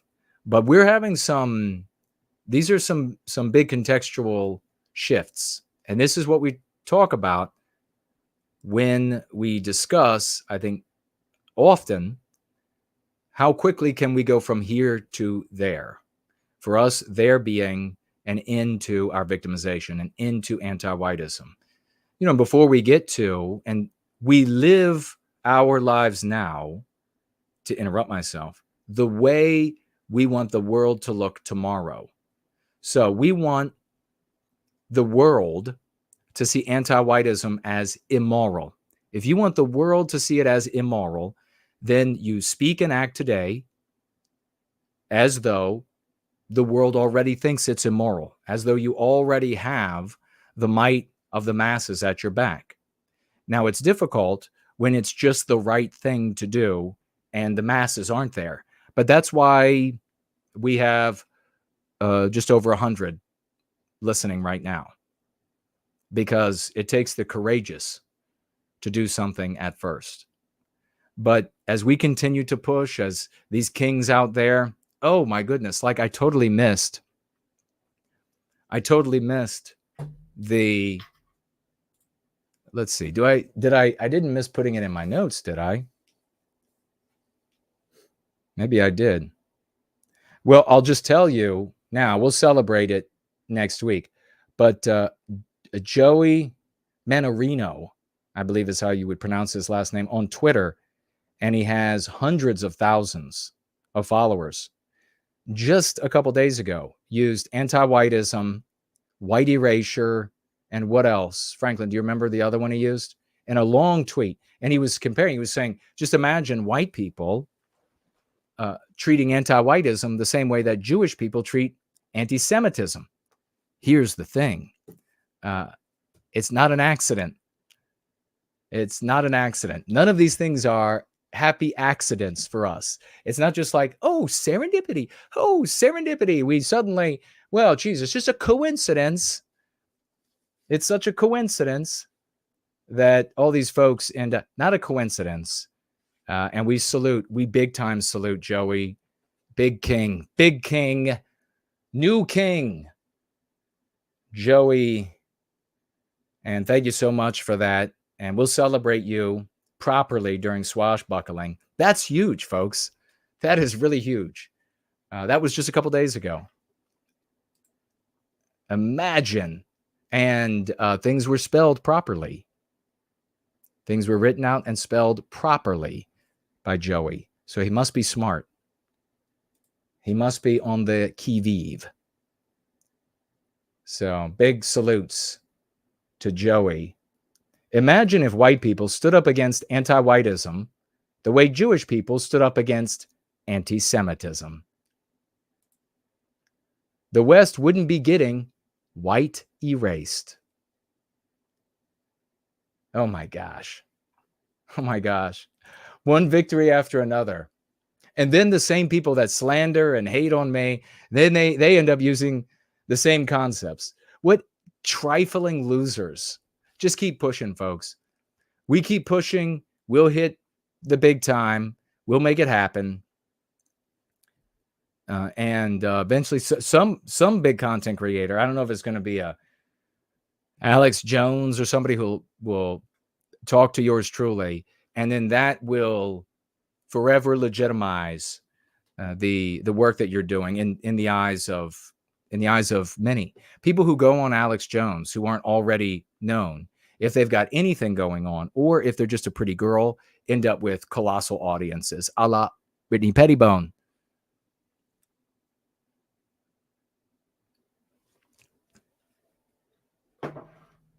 So, yes.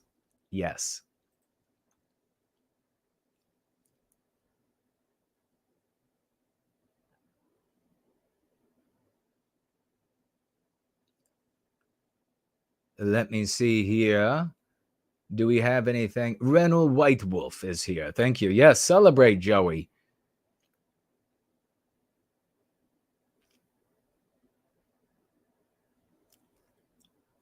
Celebrate that champion. What, Chase? What? Jason had another hundreds of thousands? The guy has been in the company. Let's see. Let me also just clue you all in if you don't know. Joey has pictures of himself on his Twitter with well-known personalities. He says he helps conservative candidates raise money to win elections. He's got Donald Trump there, obviously, but there are others. So he's not just like somebody who happens to have almost 400,000 followers on Twitter. So he's somebody who has some connections. What? You mean moral positioning and taking ownership and responsibility for the way that white people are treated in a way that will benefit everyone in the West is something that people will codger to, folks will take interest in? Why, God. By God. Yes, yes. Well. So that's fantastic. So there were two pieces of swashbuckling success that we weren't able to get to. So just making sure I didn't miss anything.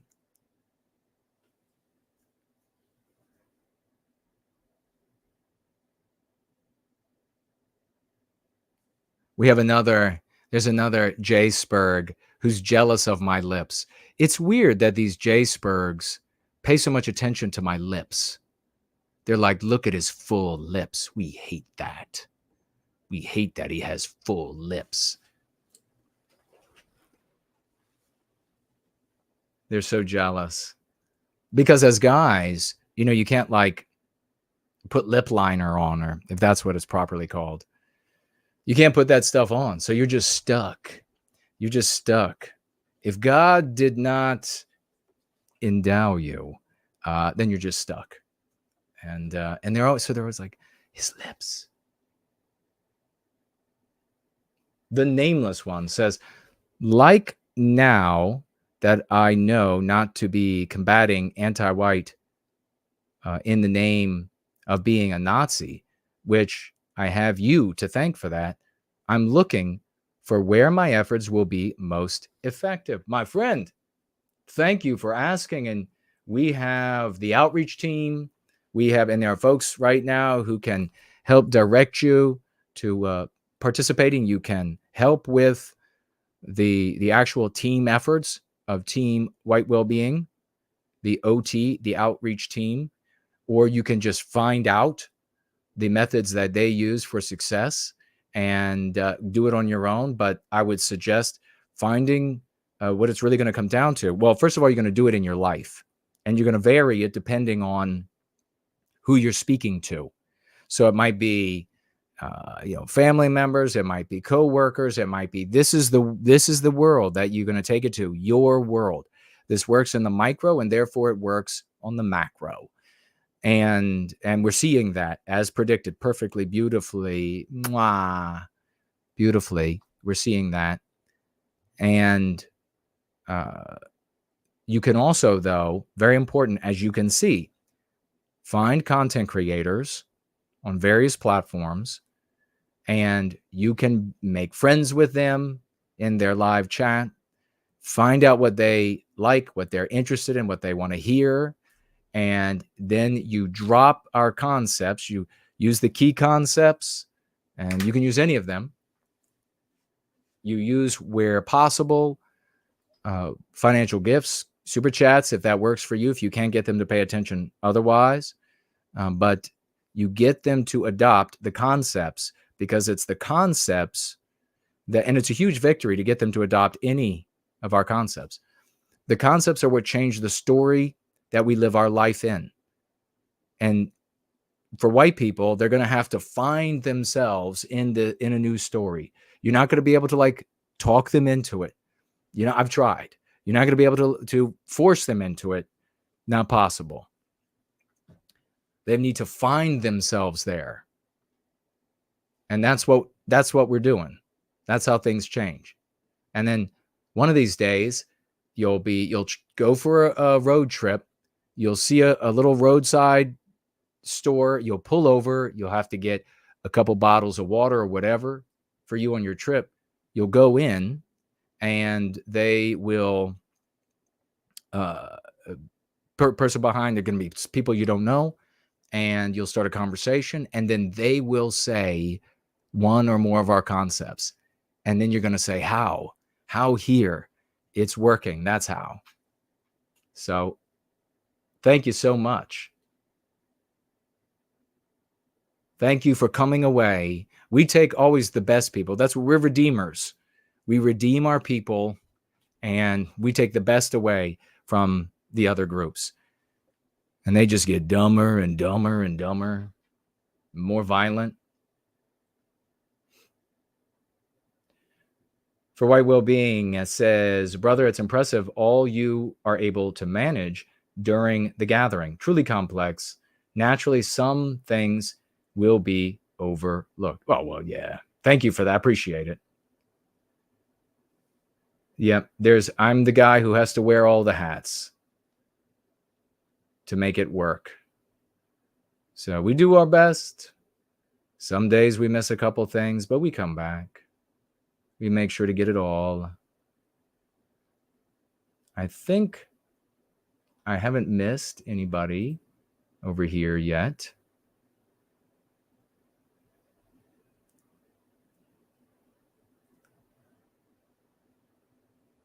Okay, we have Cool Papa J Magic is responding to WLK. WLK says, when we put us at the center of our story, we can put an end to anti-whiteism no matter where it comes from. Precisely.